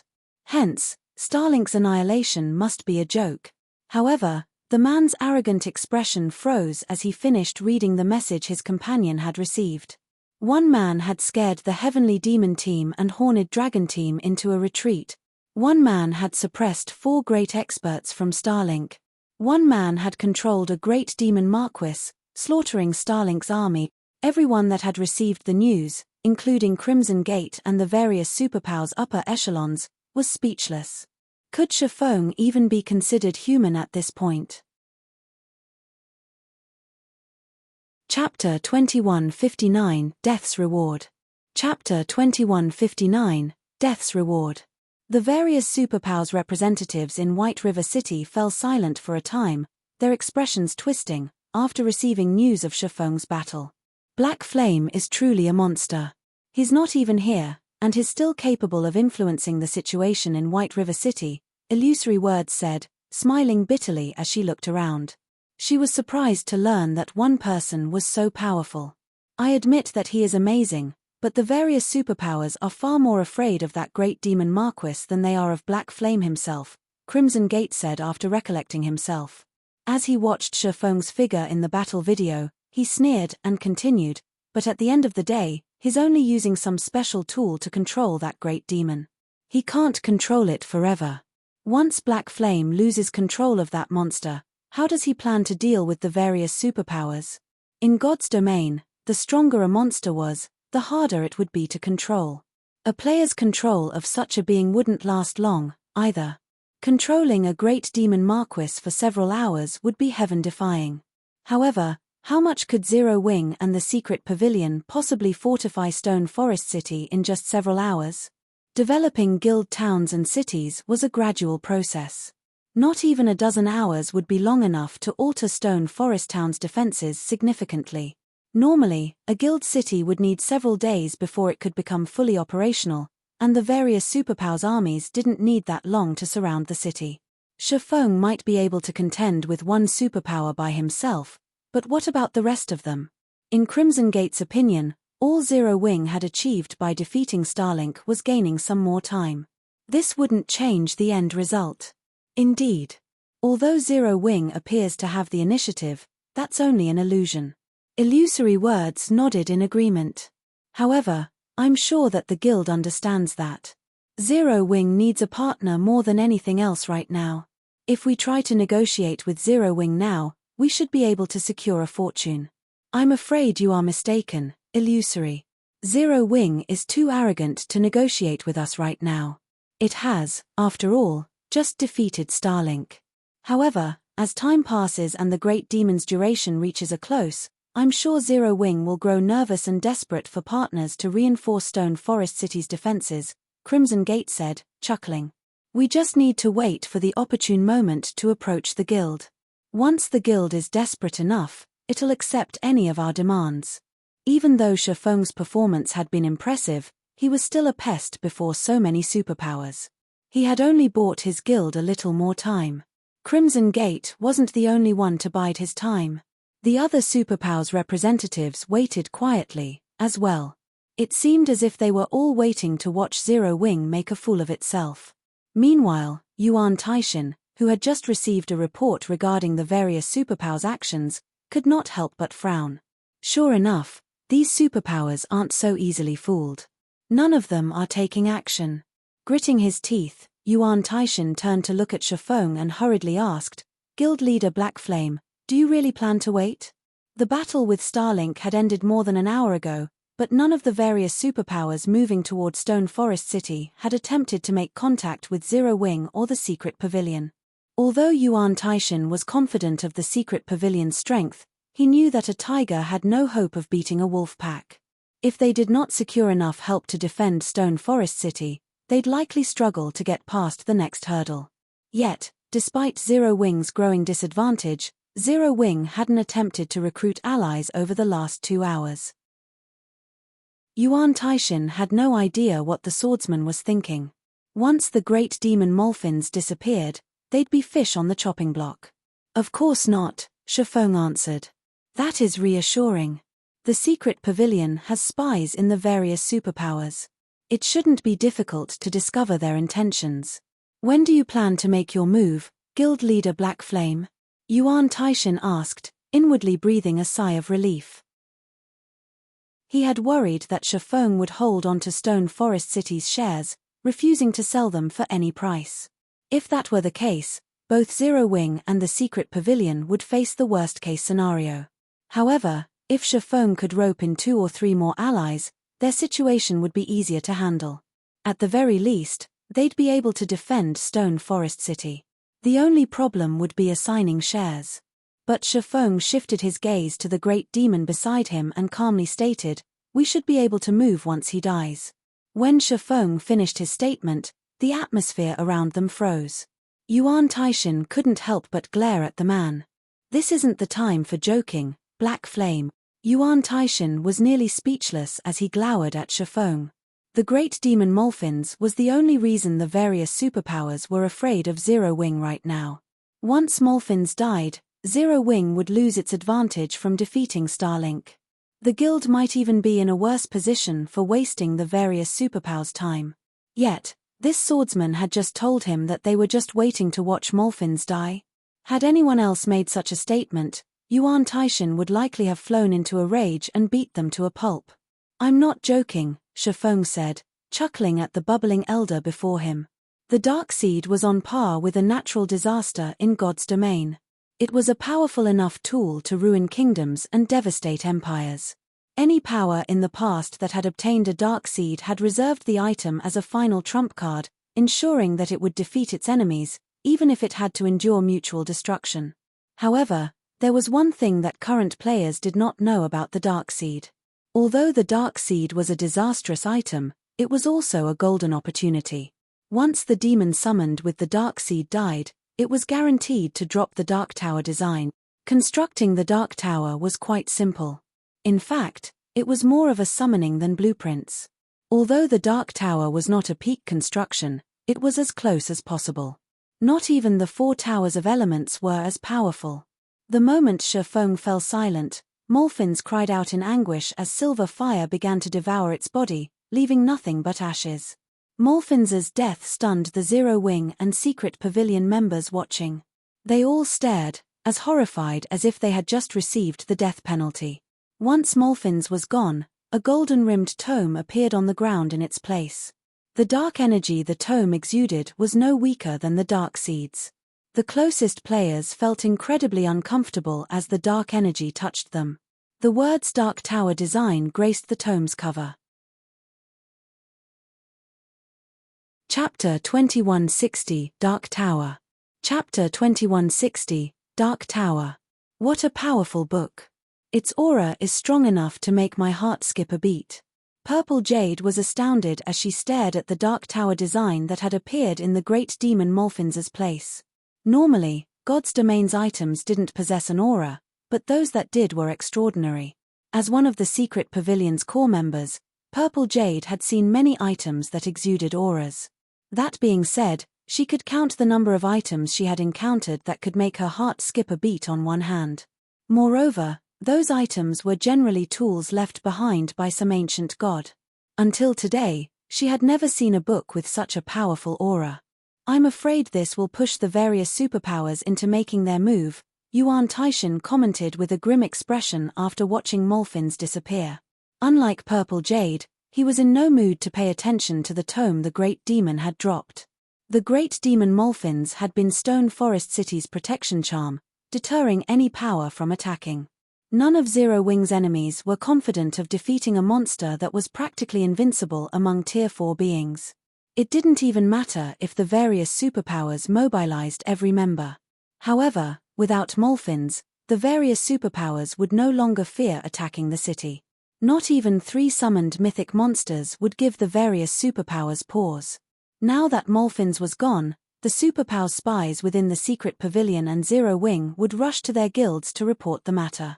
It wouldn't be long before the superpowers' armies gathered around Stone Forest City, and the secret pavilion and Zero Wing hadn't acquired any more allies yet.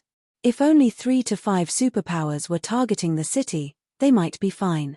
The secret pavilion would have a chance of defending the city, although the battle would be a tough one. Unfortunately, more than 10 superpowers were marching toward the city, and some of them were almost as powerful as the pavilion. This was no longer a fight the secret pavilion and Zero Wing could win by themselves. Furthermore, the secret pavilion had only transferred an additional 5,000 experts to Stone Forest City within the last 2 hours. Stone Forest City was located within the bottomless abyss, and due to the regional dungeon's harsh environment, ordinary experts would be little more than cannon fodder in a battle here. Only stronger experts would be of any use. However, the secret pavilion had assigned these experts various locations throughout God's domain to maximize their use, and every one of them was busy with their own important tasks. Gathering these experts to one place in such a short time would be impossible. Although this was also the case for the various superpowers attacking Stone Forest City, when more than 10 superpowers banded together, their expert force would be astonishing. As Yuan Taishan had guessed, the enemy superpowers received news of Molfin's death less than 30 seconds after the Great Demon had turned to ash. Good. Good. Good. Black Flame, let's see if you can back up that arrogance now. Bright Dawn, who had resurrected in Starlink's fortress, revealed a maniacal grin when he received the news. Starlink's army had been annihilated in the initial battle for Stone Forest City. As the army's commander, escaping persecution for his failure would be quite difficult.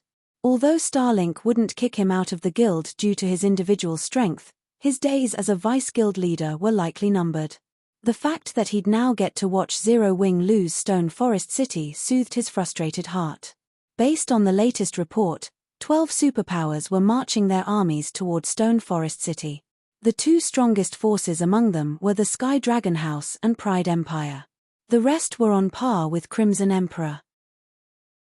In total, the 12 superpowers had dispatched around 50,000 experts for this battle. Every one of these 50,000 players was an expert among experts. In a first-rate guild, they'd all be members of the guild's trump card legions. Furthermore, quite a few of them were refinement realm experts. Not even Starlink's forces in the ancient undead country would stand a chance against this army, not to mention Stone Forest City. Meanwhile, the various superpowers representatives in White River City's business district were stunned when they heard of Molfin's death. What's wrong with Zero Wing? It hasn't contacted a single superpower since the Great Demon fell. Has Black Flame lost his mind? Illusory Words commented incredulously after reading the latest report. If Zero Wing had allied with another 3 or 4 superpowers, the matter would be settled. Although the guild would lose a significant portion of Stone Forest City's shares, it would still keep a cut of the city's profits. Zero Wing had already proven its strength to the various superpowers, and they wouldn't push too far in their negotiations. However, Zero Wing still refused to reach out to a single superpower, which had led to the tentative alliance between the slighted guilds. Now, Zero Wing had no hope of retaining any power within Stone Forest City. It seems Black Flame's ego has grown out of proportion after his victory over Starlink, Crimson Gate said indignantly. He shouldn't blame us for being merciless since he wants to keep the city for himself. Crimson Gate had assumed Zero Wing would rush to sign contracts with the various superpowers before losing the great demon Molfins. He had planned to leave the guild hanging for a while before presenting the price for Crimson Emperor's assistance. Unfortunately, his patience had been in vain. Since Zero Wing had refused to act, Crimson Emperor was left with no choice but to participate in the struggle for Stone Forest City.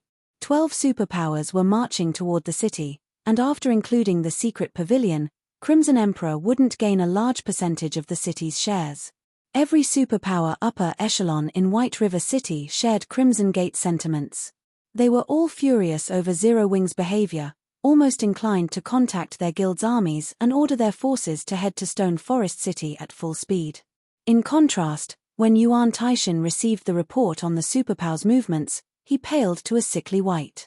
Even with Zero Wing's members, there were only a little over 100,000 players in Stone Forest City, but most of Zero Wing's members present were ordinary experts and elite players. Compared to the various superpowers' joint army of 50,000 experts, the difference between the two sides' strength was massive. Yet, despite their impending doom, Shifeng leisurely drew a magic array on the ground. He did nothing to recruit NPC soldiers or summon some of Silverwing Town's experts. Uncle Yuan, what should we do? The guild leader is mobilizing every expert he can and has even abandoned some of the guild's operations to ensure our experts can get here as quickly as possible. However, even with those experts, I'm afraid that we're still no match for our enemy's combat power, Purple Jade said, frowning as she informed her superior of the latest report. The secret pavilion had a little over 6,000 experts in Stone Forest City thus far, which was nothing in comparison to the superpowers' joint forces. To make matters worse, the secret pavilion's forces weren't as high quality as their enemies. We have no choice but to fight, Yuan Taishan said as he shook his head.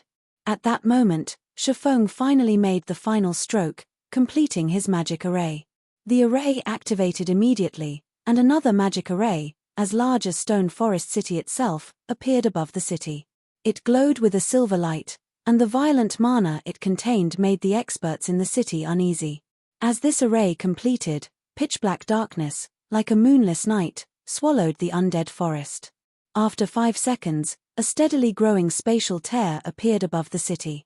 After another 3 seconds, the tear transformed into a colossal black hole. The black hole swallowed all light, and no player could see anything within.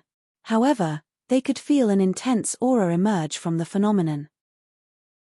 As if time and space had frozen, every player in the city stared in shocked silence as a 100-meter, 5-story tower dropped into the city's center. What is that? How can dark energy be so dense?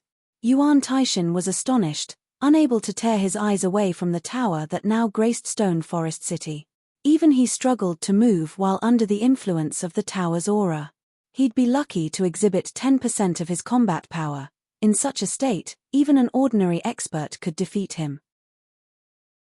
Its name is the Dark Tower, Shifeng announced with a satisfied smile. Of course, you can refer to it by its other name. The Tower of Death. Chapter 2161, Suppressing with a Snap. Chapter 2161, Suppressing with a Snap. Shifeng was quite excited to have successfully summoned the Dark Tower. He had only ever heard of the tower in the past, he had never actually seen or experienced one. The Dark Seed was extremely rare in God's domain, even rarer than fragmented legendary items. Hence, Shifeng had been quite surprised when Bright Dawn had revealed the item. To summon a Dark Tower, players first needed to defeat the demon summoned with a Dark Seed. However, killing that particular demon was easier said than done. Players had often relied on NPCs to suppress and defeat these summoned demons during Shifeng's previous life. Killing one without such help was extremely difficult. Although the NPC's participation wouldn't interfere with the Dark Tower design's drop rate, NPCs wouldn't allow the construction to exist. They'd confiscate the Dark Tower design the moment it appeared, players wouldn't have a chance to get their hands on the item. Because of this, Shifeng could count the number of powers that had successfully summoned a Dark Tower on one hand. Moreover, Outsiders weren't allowed within a tower or city that contained a dark tower. Only allied or subordinate guilds would be granted entry. Shifeng had merely been a second-rate guild's guild leader in his past.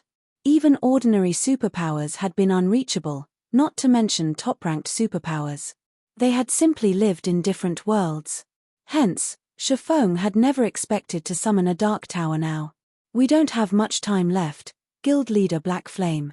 "The allied superpowers' 50,000-man army will arrive in less than half an hour," Yuan Taishan reminded the younger man when he saw Shifeng's relaxed expression. From his point of view, Shifeng didn't seem to understand the danger they were in right now. The Dark Tower might be powerful, but one or two defensive structures wouldn't be enough to stop the enemy they were about to face. "They're all here." Shifeng's smile brightened at the news. "In that case, let's go meet them." "Meet them?" Yuan Taishan was flabbergasted. Hurriedly, he asked, "Isn't that too dangerous? Even with Stone Forest City's support, stopping them will be difficult. If we lose our terrain advantage, we'll be fish on the chopping block. With how much they have to gain, they won't hold back." "Let's see them try," Shifeng said, laughing. Shifeng's very existence baffled Yuan Taishan. He couldn't tell whether the swordsman was incredibly confident or just foolish. "It's fine. I don't mind going by myself," Shifeng suggested once he noticed Yuan Taishan's hesitation. "That won't do. The secret pavilion is one of Stone Forest City's shareholders. Since you're going, guild leader Black Flame, how can I just stand by and watch?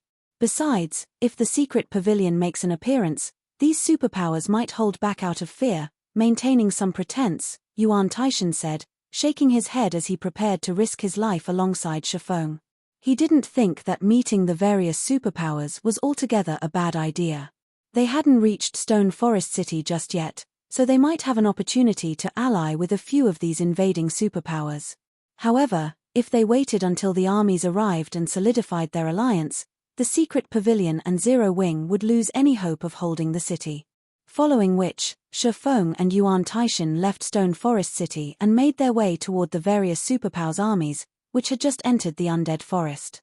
Both of these individuals were well known in the virtual gaming world at this point. Even if the various superpowers members weren't familiar with Zero Wing, they had heard of Black Flame. "Why are they here? By the looks of it, they've come to negotiate." "You're probably right. After all, we have 50,000 top-tier experts on our side. How could a recently promoted guild city possibly stop us?" The various superpowers forces were surprised to see Shifeng and Yuan Taishan approach, discussing the matter amongst themselves. "What is Black Flame trying to do? He actually wants to negotiate now?"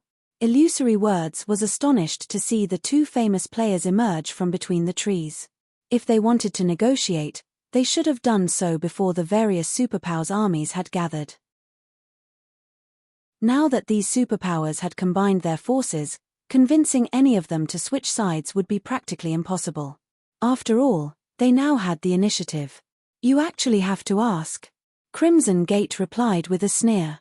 He must have realized how terrifying this army is and realized that he isn't strong enough to stop us. He's probably here to try to recruit 3 or 4 superpowers. If he succeeds, he might be able to hold on to a fraction of Stone Forest City. Every superpower present shared the same thought. They couldn't think of any other reason that Shifeng would make such a risky move. If they killed Shifeng here, they'd deal a severe mental blow to Zero Wing as a whole. Doing so would also increase their members' morale, making it easier to capture Stone Forest City. "Why are you here, Black Flame? If you're here to negotiate, I'd advise you to turn around. Of course, we'll let you leave safely if you obediently hand over Stone Forest City. Ultimately, we only want the city, not your pitiful lives." "That's right. Give us Stone Forest City, and we'll let you leave with your lives." The superpowers upper echelons mocked Shifeng and Yuan Taishan with playful, confident attitudes. Naturally, the idea that they'd let Zero Wing's members escape if Shifeng handed the city over was nothing more than a joke. Every player in God's domain had already heard of Zero Wing's provocation. If they did not make an example of the offending guild, how could they protect their reputations? "Hand over Stone Forest City?" Shifeng could not help but laugh. Aren't you quite full of yourselves? Every player fell silent when they heard Shifeng's comment. Even Yuan Taishan stared at the swordsman, dumbfounded as he felt his stress peak. They weren't here to negotiate an alliance. What was going on? He even began to wonder if Shifeng understood their current predicament. They stood before an army of 50,000 players, all of which were experts among experts. If they worked together, killing a monster-level expert would be child's play. Yuan Tiexin's scalp tingled just from being the center of these experts' attention. He didn't even dare imagine what would happen if they started a fight with these players. Illusory Words, who stood among the joint army, was just as flabbergasted. She had seen many courageous people before, but this was the first time she had encountered anyone as bold as Shifeng. He had just openly provoked 12 superpowers with a simple comment. Only death awaited him now. Is this guy stupid?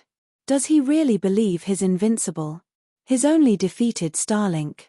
He better not run once the battle truly begins. As the superpower's fury grew, Shifeng snapped his fingers.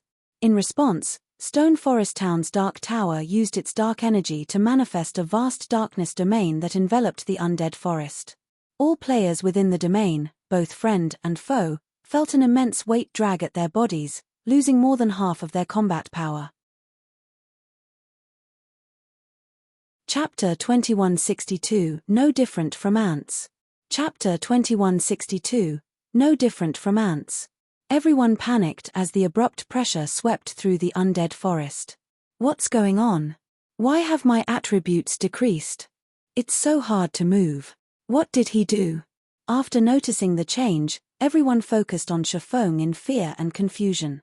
Even a fool would realize that Shifeng was responsible, but more than 50,000 players had gathered, easily occupying an area of several thousand yards. Not even a Tier 4 large-scale destruction spell could encompass such a large area. However, not only did a faint layer of dark gas collect around them, but it also covered the entire undead forest. Ordinary domain skills only reduced players' basic attributes by a small fraction, but this domain suppression was extreme. Their movements were so sluggish that they were even less mobile than they had been at Tier 1. The various superpowers' upper echelons watched the man responsible with grim expressions. If only their basic attributes had been suppressed, they may have been able to adapt. However, it was an entirely different story if this domain suppressed their physiques as well. Experts were so powerful due to their quick reactions and extraordinary comprehension, which gave them far greater control over their virtual bodies than ordinary players. However, now that their bodies had reverted to their original, mortal state, they had lost their advantages. In other words, they were only as strong as ordinary players while inside this domain.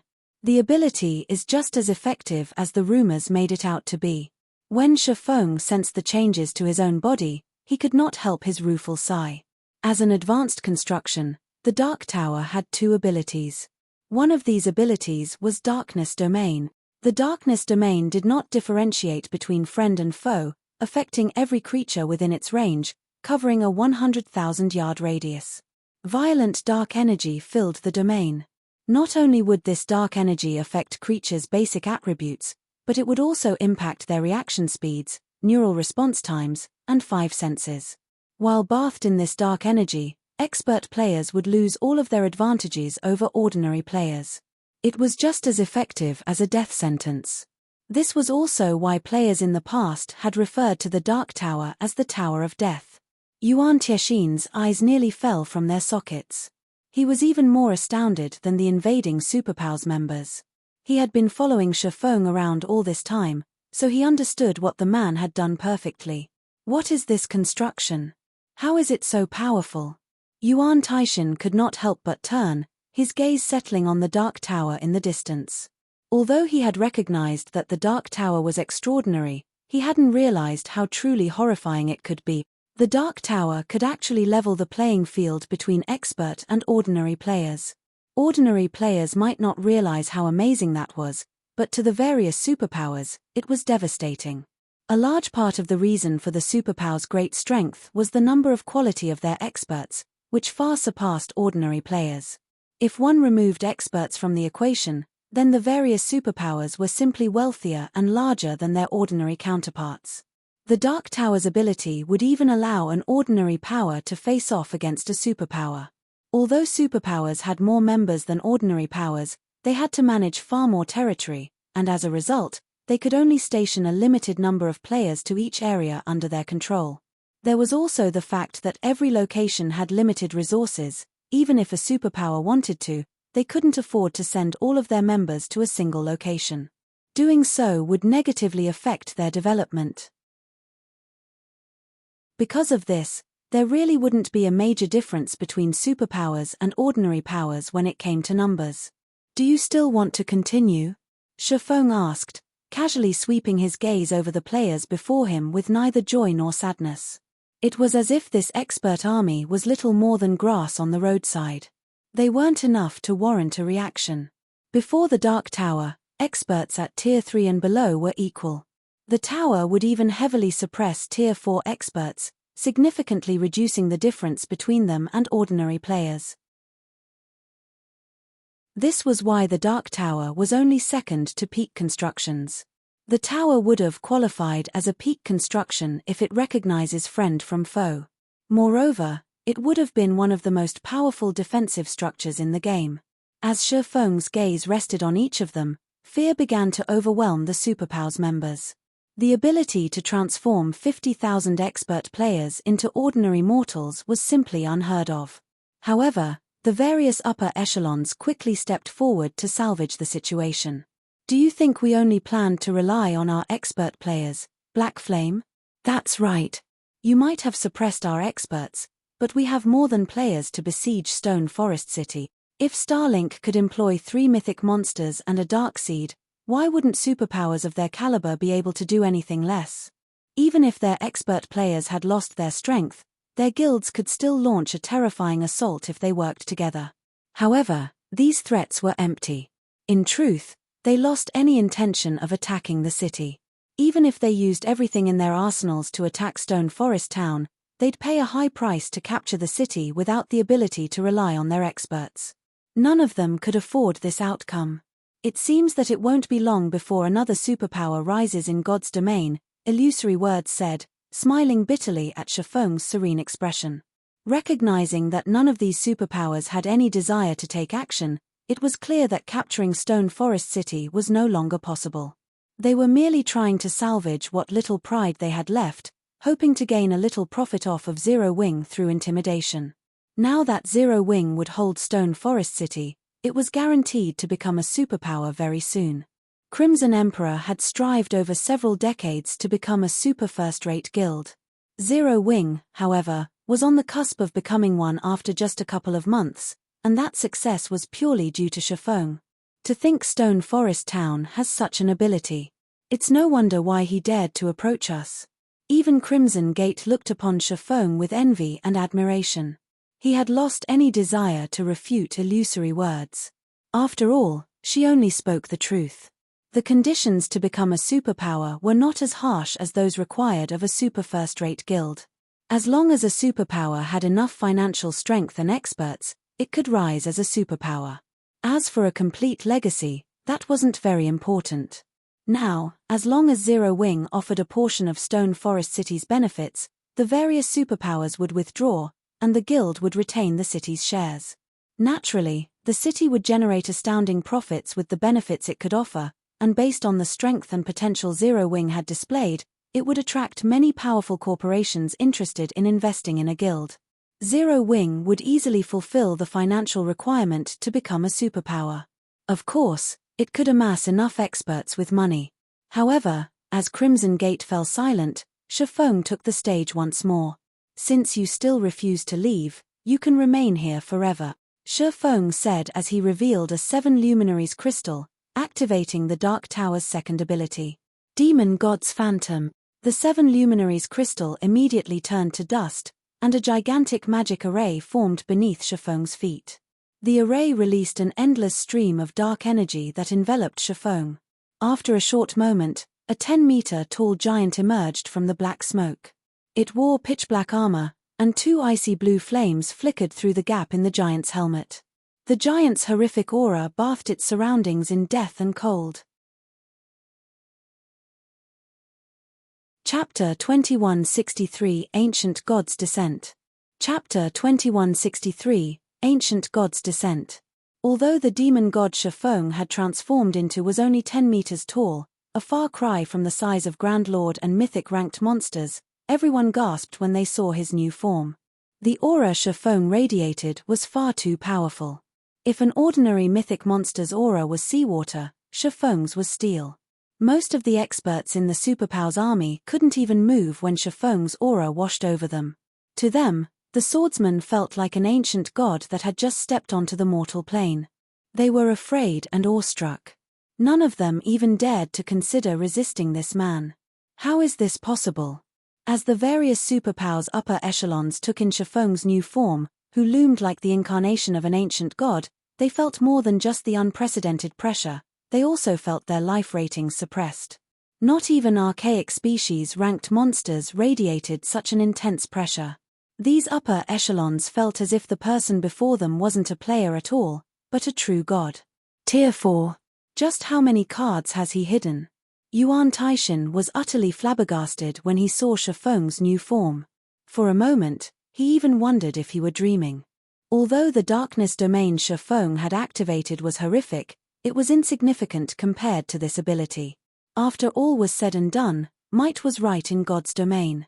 Take the great demon Molfins, for example.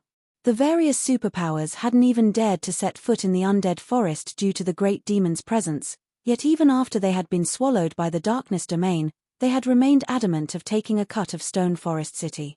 However, now that Shifeng had transformed into a Tier 4 being, he posed an even greater threat to these superpowers than the great demon Molfins. By this stage of the game, expert players had realized how frightening the tier system was. Even at the same level, a one-tier difference resulted in a massive combat power boost, not to mention a two-tier difference. The gap between their combat powers now was like the difference between heaven and earth. Moreover, the more familiar an expert player was with their Tier 2 body, the more acutely they understood the power of tiers. This was no longer a matter of basic attributes, but the extraordinary boost to players' physique. Even if two players had the same basic attributes and combat standards, a Tier 2 player could easily defeat a Tier 1 player. Naturally, the higher the tier, the greater the tier's physique boost would be. Right now, Shifeng was a bona fide Tier 4 player. His physique had reached an unimaginable level. Even if his basic attributes were no higher than the rest of these players, he could likely slay a domain realm expert as if he were slaughtering helpless sheep. Furthermore, Shifeng had the basic attributes of a Tier 4 player. To ordinary players, Shifeng's transformation might not seem like much. The various superpowers had already slain many Tier 4 mythic monsters by now. How hard would it be to kill a Tier 4 player? However, these superpowers members knew better. A mythic monster was cute compared to a Tier 4 player.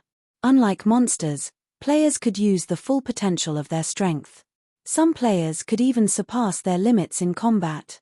Players also possessed a large number of skills, and most importantly, they knew how to fight other players. They wouldn't give their opponents time to prepare, nullifying attacks as soon as they had the chance. Tier 4. How does Zero Wing have such a foundation? Crimson Gate's eyes nearly fell from their sockets as he stared at Shifeng from afar. A one-tier difference resulted in such a massive combat power gap. Now that Shifeng had a two-tier advantage, he was basically invincible. He could kill Tier 2 players as easily as stepping on ants. You win this time, Black Flame. We'll retreat. The Superpow's upper echelons realized that they had no hope of capturing Stone Forest City after seeing Shifeng's transformation. Retreat was their only option left. I gave you a chance to leave, yet you refused. Why would I let you walk away now?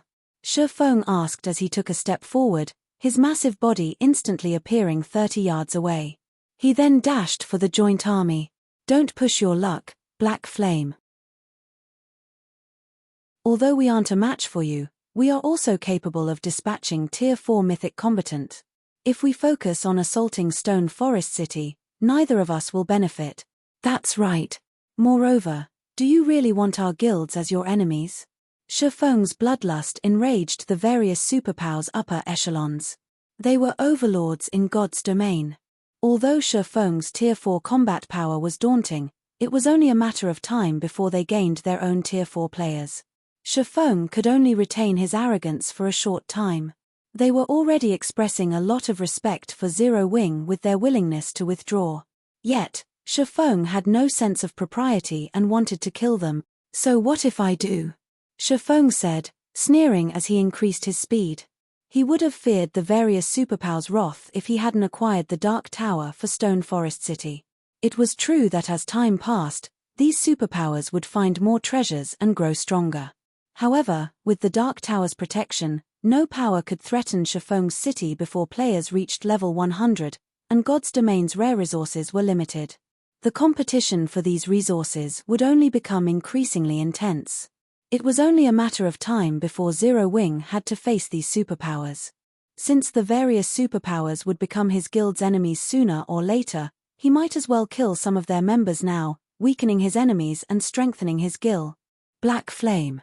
You're courting death. The superpowers' upper echelons immediately retrieved the fruits of their respective guilds' labor, revealing one mythic combatant after another. These Tier 4 mythic combatants were either summoned creatures or came in the form of tools like the combat puppets. In moments, 15 mythic combatants had joined the battlefield. A force of this magnitude would be enough to intimidate any superpower. One could easily capture a guild town with just 5 or 6 of these mythic combatants, yet now, these superpowers had worked together to amass a force of 15 of them.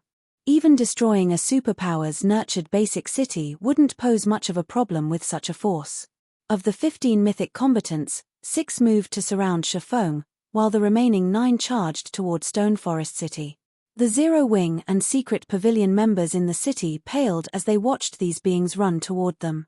3 mythic monsters had been enough to shake Stone Forest City's defensive magic array, but now 9 creatures with similar combat power were heading their way.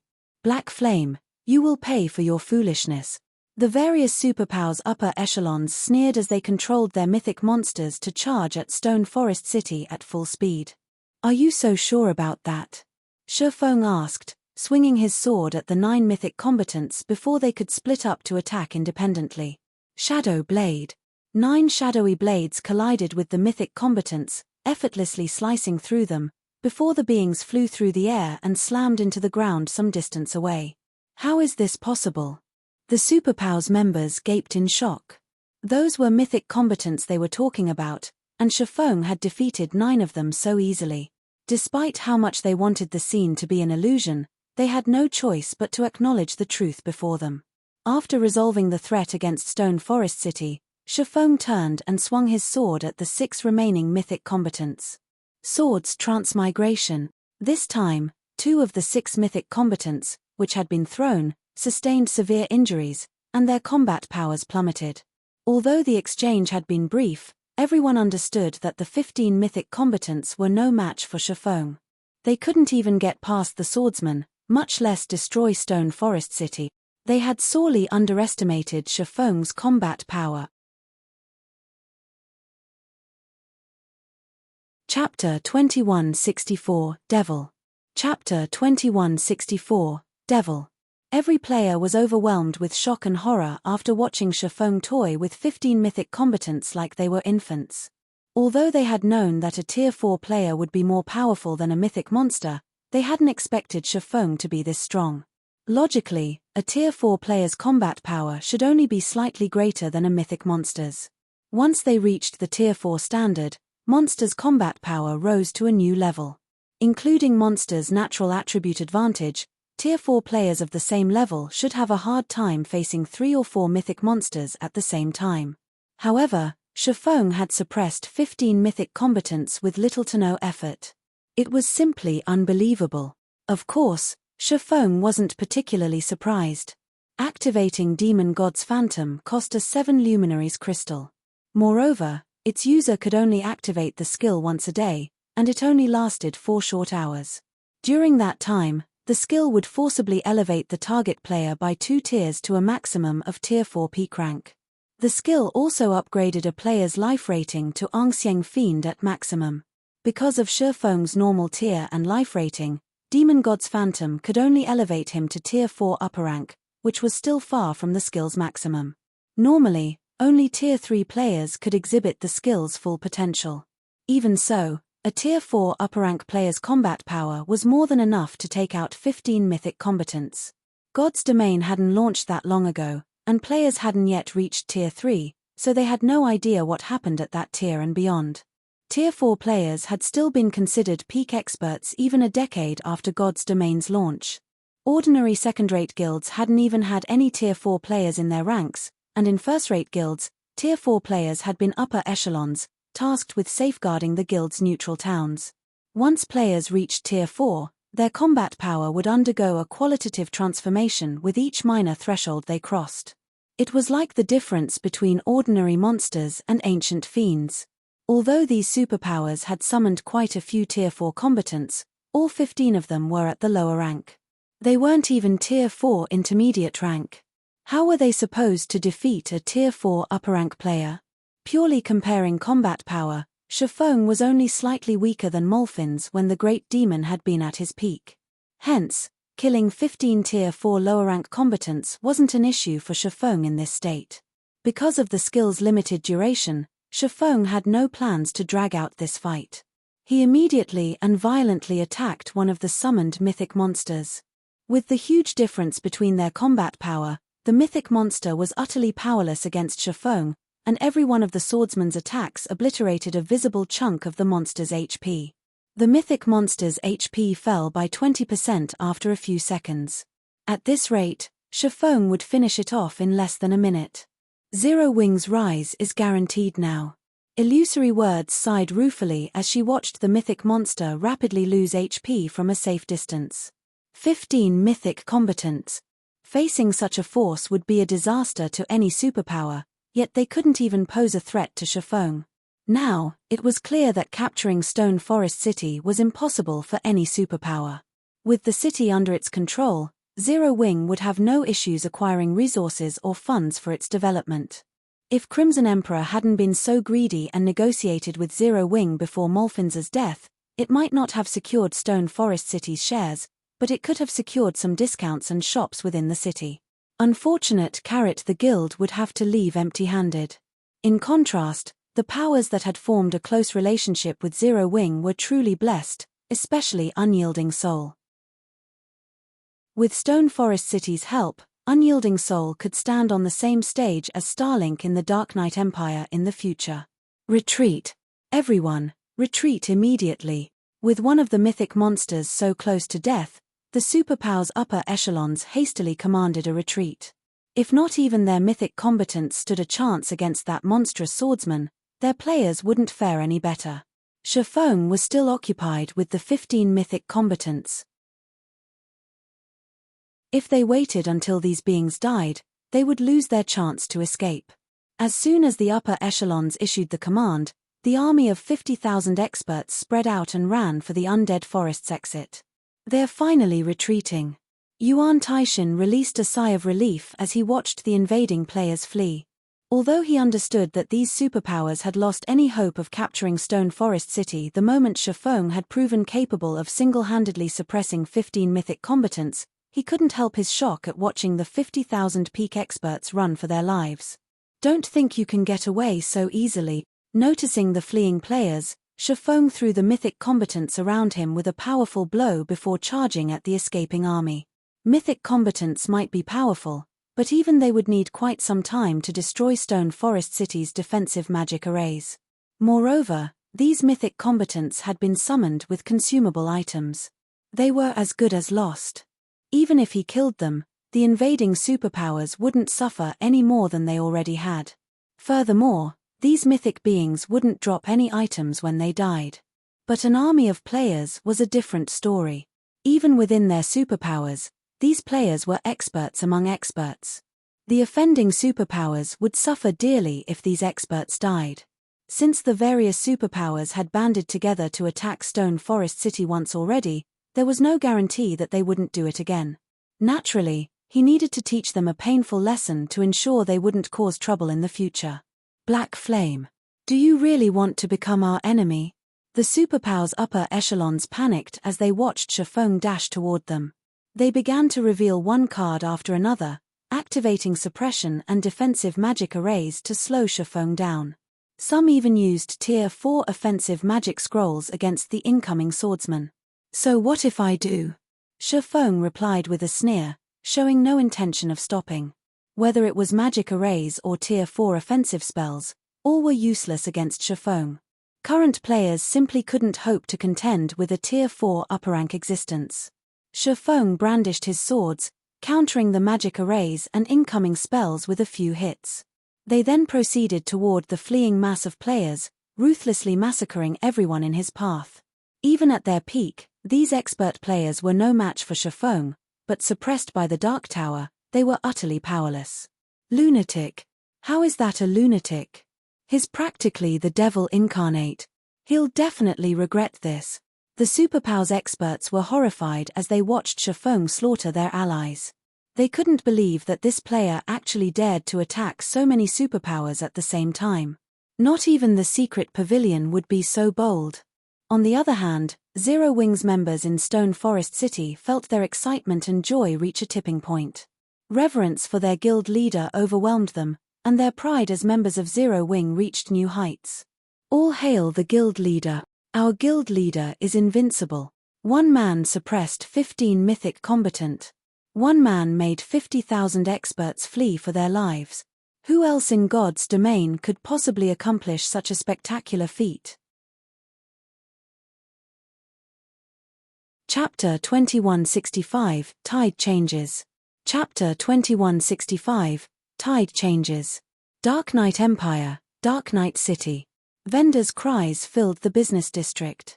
Practically every item for sale was of exquisite quality. Many of the vendors sold level 60+ fine gold weapons and equipment, Tier 2 skill books, and powerful master potions. Players who were visiting the city for the first time were mesmerized by all of the precious items for sale. Dark Knight City is amazing, Big Brother Ape. So many treasures are available for sale. A lot of vendors are even selling a wide variety of super rare Tier 2 skill books. We'll be lucky to find any of these books in Ghost Rock City. A level 55 female elementalist named Flashy Leaf expressed her surprise and joy as she gazed at the various stalls hawking the tomes for magical classes. In God's domain, magical classes were easier to control than melee classes. The spells they wielded affected a large portion of their combat power. In comparison, melee classes didn't depend as much on their skills. That is only natural. This is the Dark Knight Empire's imperial capital, and a large number of experts visit the city. Naturally, this city has more resources than our city. With enough coins and magic crystals, you can even buy level 65 dark gold weapons and equipment. There is simply no comparison between Dark Knight City and an ordinary NPC city. Sweeping Ape, a level 62 male guardian knight with a silver shield, replied, chuckling. "You can even buy level 65 dark gold weapons here?" Flashy Leaf muttered in shock. Although many players had already surpassed level 60, monsters' drop rates was significantly lower after level 50 due to God's domain settings. As a result, weapons and equipment above level 50 were extremely rare, especially secret silver rank and above. Now, such high-quality equipment was a status symbol for expert and wealthy players. Most ordinary players would be limited to bronze and mysterious iron equipment after level 50. Take Flashy Leaf, for example. She had only secured a full set of level 55 secret silver equipment due to her low level, and it had still cost her a lot of money to collect the whole set. She couldn't even imagine using level 65 dark gold weapons and equipment. Of course. However, you'll need a strong relationship with a large guild to get access to those items, Sweeping Ape replied. Proudly, he continued, "Our Eagle Eye Adventurer team is a well-known adventurer team in Dark Knight City, and we have a connection to a few first- and second-rate guilds. Now that you're a member of our adventurer team, Leaf, you can get your hands on one or two of these items if you save up enough coins and magic crystals. Moreover, you can tell any guild players you have trouble with in the fields that you're from Eagle Eye, and even first-rate guild players will step back out of respect." Suddenly, a commotion erupted on the street. Players moved aside, opening a spacious path as mounted players dashed through. Nobody dared to step in this group's path. They all acted as if they were watching a royal procession. These people dare to ride their mounts here? Flashy Leaf was astonished as she watched these players dash down the street atop their mounts. On the way here, Sweeping Ape had constantly reminded her that players were forbidden from using their mounts in Dark Knight City, and just as he had said, she hadn't seen a single mounted player within the city walls thus far. However, such a large group thundered through the business district on their mounts now. They are an exception, Sweeping Ape said, fear lacing his words as he watched the mounted group continue down the street. Why? Flashy Leaf asked. They're Starlink's members, this city's overlord. Not even super first-rate guilds like Crimson Emperor and Unyielding Soul are a match for Starlink, Sweeping Ape said in awe. Although, even Starlink's members normally walk in the city. This is the first time I've seen so many people on their mounts. Starlink. Is the guild really that powerful? Flashy Leaf couldn't help the sliver of jealousy as she stared at the fading backs of Starlink's members.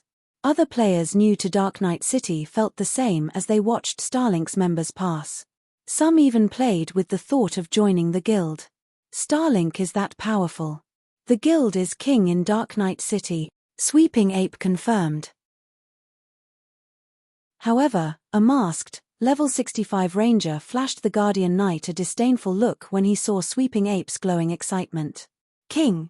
Maybe it had been in the past, the level 65 ranger said, chuckling. Those players are in such a hurry because Zero Wing has successfully defended Stone Forest City. Starlink's status in the ancient undead country has been threatened.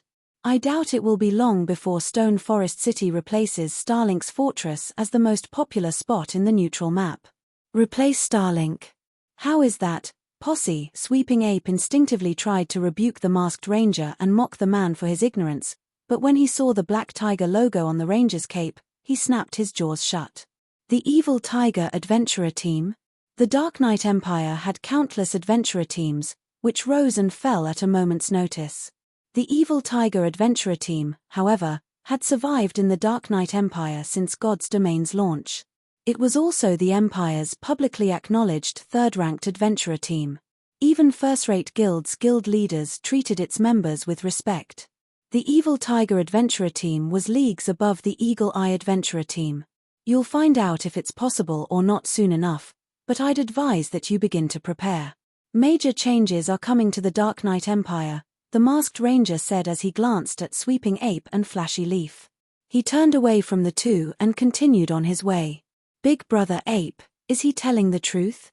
Flashy Leaf asked, noticing how Sweeping Ape watched the masked ranger with awe. Evil Tiger is a peak adventurer team. There are rumors that quite a few super first-rate guilds have extended olive branches to the team. Many of Evil Tiger's members are also acquainted with players from super first-rate guilds, so its information network is far better than ours. I suspect he was telling the truth, Sweeping Ape said as he watched the masked ranger's departing figure. Zero Wing? What kind of guild is that, Big Brother Ape? If it's actually capable of making Starlink so afraid, could it be a super first-rate guild as well? Flashy Leaf asked curiously. She was completely ignorant of the virtual gaming world. She had only joined this world out of curiosity since God's Domain had become so popular. The moment she had joined God's Domain, she had realized that there was no going back. This, uncertainly, Sweeping Ape said, I recall that Zero Wing is a new guild, strong enough to rival first-rate guilds. A new guild?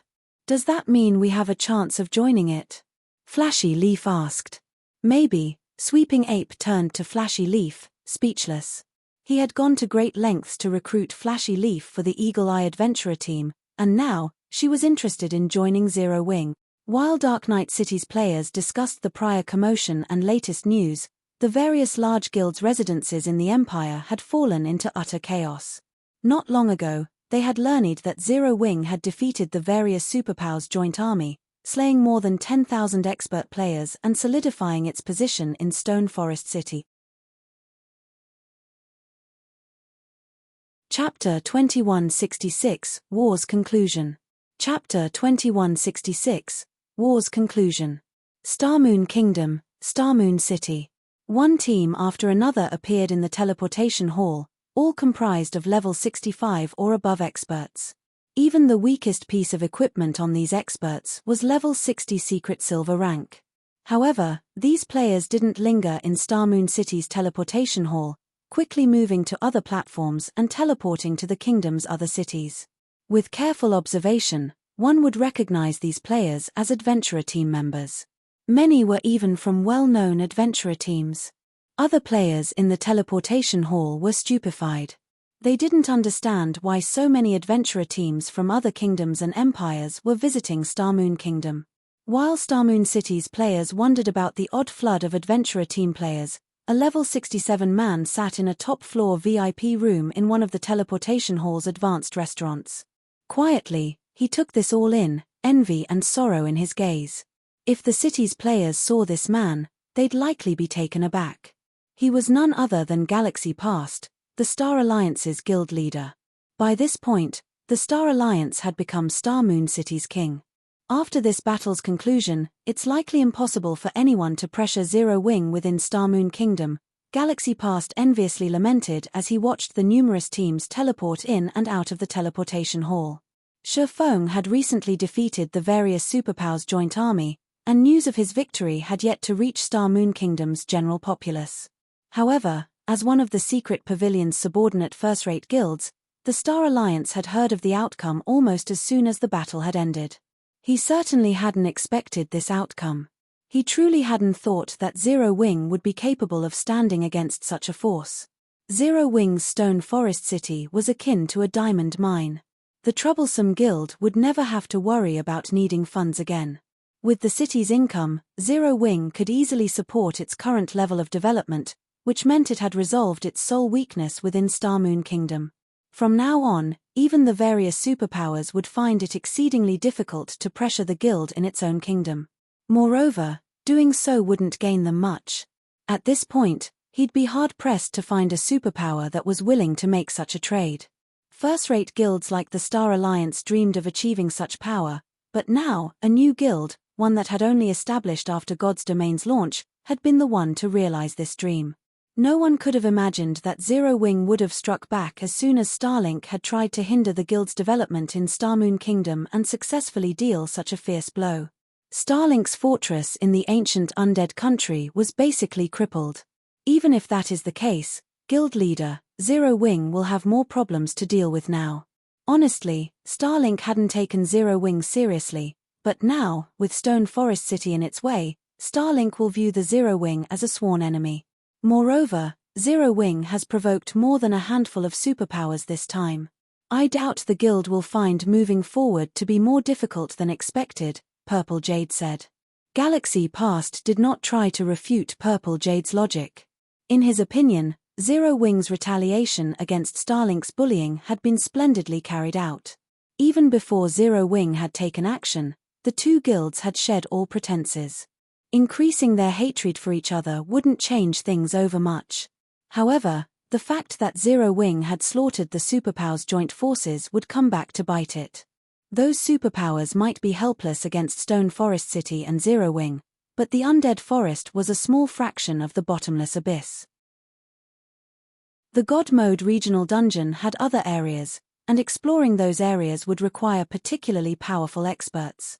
The various superpowers had both stronger and more experts than Zero Wing. Once Zero Wing's members left the forest, they'd find miserable deaths waiting for them. While the various powers in the kingdom discussed Zero Wing's victory, adventurer teams crowded the entrance to the guild's residence in White River City. Just entering and leaving the residence had become a struggle for Zero Wing's members. Aqua Rose, who was responsible for the guild's recruitment, was stunned. She had watched many expert players apply for membership before, but she had never seen this many apply at once. A rough estimate calculated more than 10,000 expert applicants. Moreover, quite a few of these experts were at the half-step refinement realm, and some were even refinement realm experts. The guild hadn't experienced such a thing before. Half-step refinement realm experts generally served as core team leaders in first-rate guilds. Most refinement realm experts were immediately promoted, becoming an upper echelon within the first-rate guild. Even Aqua Rose was only a refinement realm expert. However, despite knowing that they would, at most, start out as an elite member, so many refinement realm experts were adamant about joining Zero Wing. What kind of magic did you use, guild leader? Aqua Rose excitedly asked after contacting Shifeng. More than 300 well-known and 20 top adventurer teams have applied to join the guild. After a rough estimate, more than 200 half-step refinement realm experts and 15 refinement realm experts have applied, as well. Zero Wing didn't even have 15 refinement realm experts in total. Even so, the guild had far more than its first-rate competition. By accepting these 15 or so refinement realm experts into the fold, Zero Wing could double its total count. If it succeeded in doing so, no ordinary first-rate guild would have a chance against Zero Wing. Only the few top-ranked first-rate guilds would be able to rival the guild. Over 200 half-step and 15 refinement realm experts. It seems the battle's outcome has been quite effective, Shifeng said, smiling. He wasn't particularly surprised by the situation. His latest battle held extraordinary significance. Although, defeating the superpowers' joint forces wasn't the victory that lured all of these adventurer teams to Zero Wing. Rather, they were attracted by his success in holding Stone Forest City. As long as Stone Forest City stood, Zero Wing would have a steady supply of resources and coins. This also made Zero Wing a far tougher opponent for the various superpowers. Moreover, to become a superpower, one needed a foundation of money and resources. Now that Zero Wing had that foundation, it was almost guaranteed to become a superpower in the future, and the guild had already proven capable of fending off the various superpowers. After hearing the news of these victories, it was only natural that a large number of experts would rush to join the guild and ride Zero Wing's coattails. Some top adventurer teams have also requested an alliance, committing to fight our enemies in the bottomless abyss. With a little hesitation, Aqua Rose continued, however, they want adventurer residences in Stone Forest City in exchange. Top adventurer teams possessed a lot of experts, and some were even led by refinement realm experts. There were also some that even superpowers feared. Meanwhile, Zero Wing had provoked quite a few superpowers this time, and because of that, it was fated to encounter many trials and tribulations within the regional dungeon. If the guild had to face these superpowers alone, it would likely struggle to establish itself in the bottomless abyss's other locations. It might even be trapped in the undead forest, which was only a fraction of the dungeon and had very limited resources. If they want adventurer residences for free, they can forget it, Shifeng said, shaking his head. Of course, if they're willing to pay, it's a different story. Each adventurer residence will cost 50,000 gold or magic crystals of equal value. Adventurer residences were similar to guilds' temporary residences. The team's members would be able to teleport in and out of Stone Forest City freely, but adventurer residences were a special type of building that could only be constructed in guild cities. Moreover, the ruling power could only construct a limited number. A basic city could only support 10 adventurer residences at a time. 5,000 gold? The amount Shifeng demanded startled Aqua Rose. Are you sure? One could afford a relatively good plot of land in an imperial capital with so much gold. Charging so much for an adventurer residence in a guild city was absurd. No adventurer team would likely agree to that price. That's right, 50,000 gold. If they're not interested, we won't force the issue, Shifeng firmly declared. I understand. I'll notify them of our price. Knowing Shifeng had made up his mind, Aqua Rose could only nod and agree. She could only hope that more opportunities to secure outside help appeared in the future. After disconnecting the call, Shifeng made his way to Stone Forest City's City Lord's mansion to open the city's doors to the public. Chapter 2167 Stone Forest City's Opening. Chapter 2167 Stone Forest City's Opening. Unlike Zero Wing City, which had been a city upon its conception, Stone Forest City's City Lord's mansion wasn't a castle. It was merely a house atop a spacious compound. Thick, stone walls lined the compound, and the only entrance was through a set of sturdy, iron gates.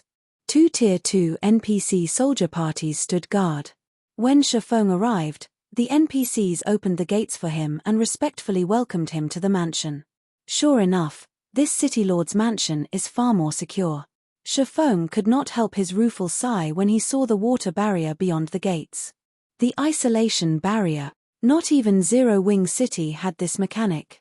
The difference between a guild town and a guild city was massive in God's domain. The method to capture each was also different.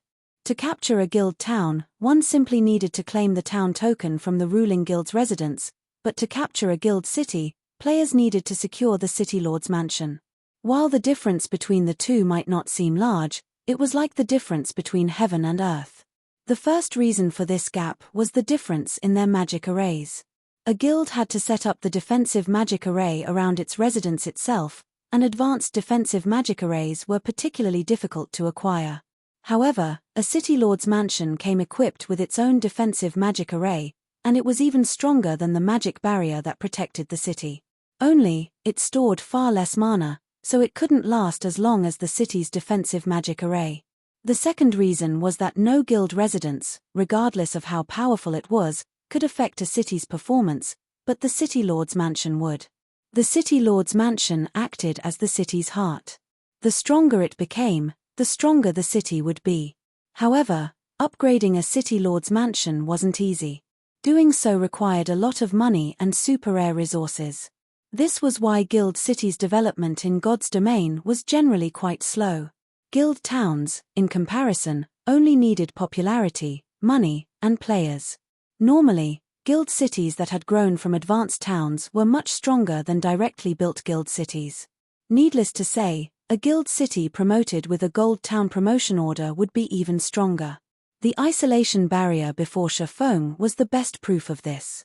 Shadow's guild cities in the past had only acquired an isolation barrier once they had become intermediate cities, yet Stone Forest City had gained one the moment it had become a basic city. Unlike defensive magic arrays, isolation barriers couldn't block incoming attacks, but they weren't any less important. An isolation barrier was capable of stopping unseen attacks and isolating the city lord's mansion from the outside world. If players entered the mansion without explicit permission, they wouldn't be able to contact others outside of the compound's walls. This ability had allowed guilds in the past to hold meetings within the city lord's mansion without having to worry about information reaching their enemies too quickly. Now that Stone Forest City's city lord's mansion had an isolation barrier as well, Zero Wing could use this place to discuss confidential matters.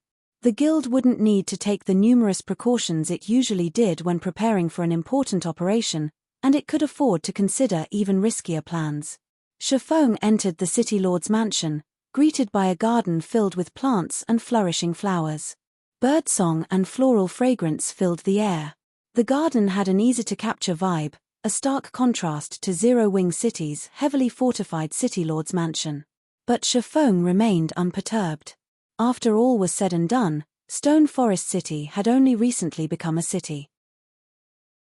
It would still take a lot of time, money, and resources to develop this city lord's mansion to rival that of Zero Wing City. This was also why the various superpowers had tried to capture Stone Forest City so soon after its promotion. The city lord's mansion was still undeveloped and at its weakest. Once Zero Wing fully developed the mansion, not even Tier 5 players could infiltrate it. Although he had defeated the various superpowers and defended Stone Forest City this time, repelling future attacks wasn't guaranteed. He needed to upgrade the city as soon as possible. Initially, the secret pavilion had suggested they wait for 2 or 3 days before opening Stone Forest City to the public. By then, most of the city's defenses would be operational. However, the secret pavilion wasn't aware that Shifeng couldn't afford to wait that long. Silverwing Town, Stone Forest City, and Zero Wing's development desperately needed coins and resources, but due to the ongoing war with Starlink, Zero Wing severely lacked both. Even though Shifeng had acquired quite a few top-tier weapons and equipment pieces from the various superpowers, it was a pitiful amount compared to what the guild needed, and selling the items would simply be foolish. Hence, to ensure Zero Wing's future, he had to open Stone Forest City to the public as soon as possible. Shifeng soon arrived at the 3-story house within the compound. An elderly butler, the city lord's mansion's manager, waited for him. Although the old man was only level 10, he was invulnerable, no player could damage him. "City Lord, how may I be of service?" the butler asked as he greeted Shifeng with a smile. "I wish to remove the seal on Stone Forest City," Shifeng answered. After its promotion, Stone Forest City had been sealed.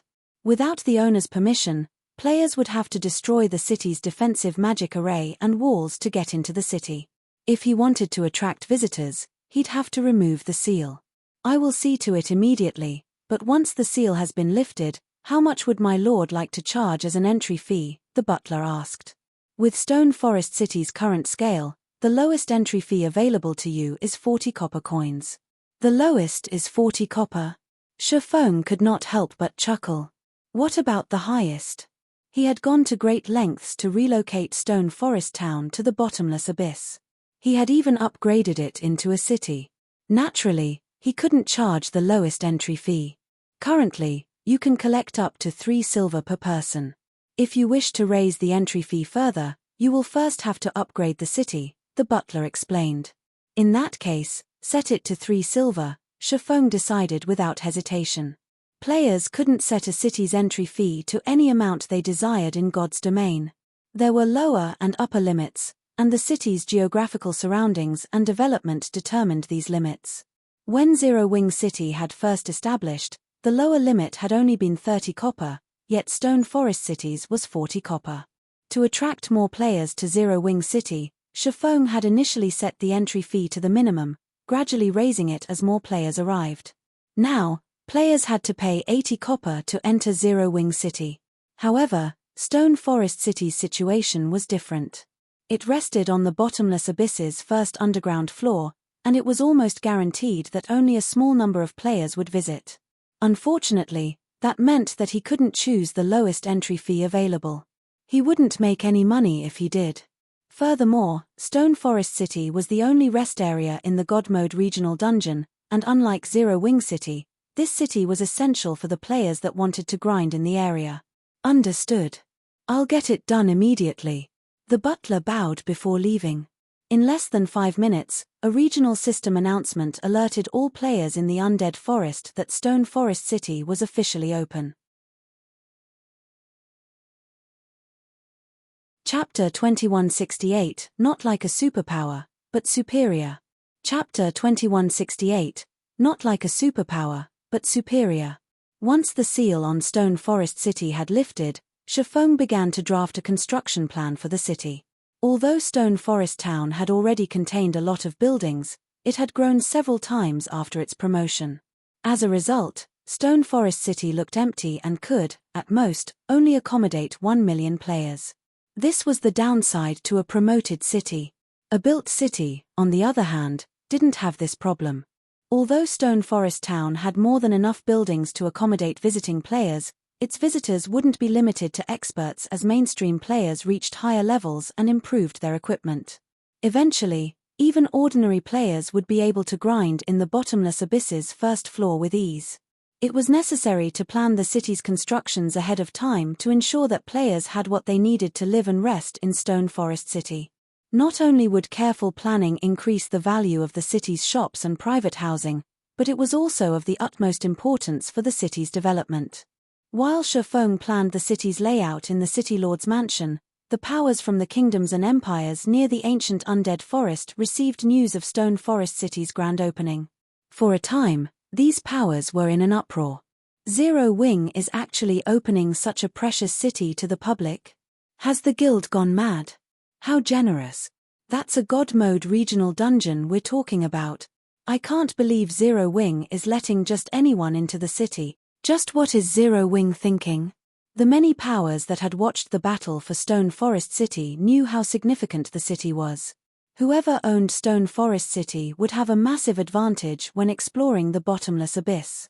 However, Zero Wing so willingly gave up this advantage, granting the public access to such a valuable city. Even the various superpowers were stunned by Zero Wing's decision. They had known that the guild would open Stone Forest City to the public sooner or later. Reaching the bottomless abyss's first floor wasn't particularly difficult, and even experts from first-rate guilds and peak adventurer teams would be strong enough to grind in the area after another 10 days or so. Once they were, Stone Forest City wouldn't be nearly as much of an advantage. Even if Zero Wing wanted to avoid doing so, it would have to open the city to the public to earn a little money. The city's potential income would be far more important to the guild than limiting access to its members and allies. However, the various superpowers hadn't dreamed that Zero Wing would open Stone Forest City's gates so soon. Essentially, doing so now was throwing away any advantage the city could provide. A God Mode regional dungeon? This is a perfect opportunity to strengthen our adventurer team. Zero Wing is truly amazing. It's giving up such a massive advantage. Not even superpowers would dare to make such a sacrifice. Since no one's explored the bottomless abyss yet, we can advance our guild's development if we can claim some of its treasures for ourselves. The various kingdoms and empires' powers sprung into action the moment they heard of Stone Forest City's opening. They all dispatched expert teams to the city. The various superpowers occupied most of God's domain's high-resource maps, and that should have been the case for the bottomless abyss as well. Superpowers had far better weapons and equipment for their members than ordinary powers, and by the time the ordinary powers were able to explore the regional dungeon, the various superpowers would have likely combed through the dungeon. Now that Stone Forest City was open to the public, however, ordinary powers could share the starting line with the various superpowers in the competition for the bottomless abyss's resources. Although the superpowers still had a massive advantage in terms of combat power and equipment standards, it was the fairest condition that ordinary players could hope for. If these ordinary powers got lucky in the bottomless abyss, they might be able to elevate their development to a new level. The regional dungeon was the current frontline in God's domain, and needless to say, the loot within would be among the best available at this stage of the game. Because of this news, Zero Wing's residence in White River City had become more crowded than ever before.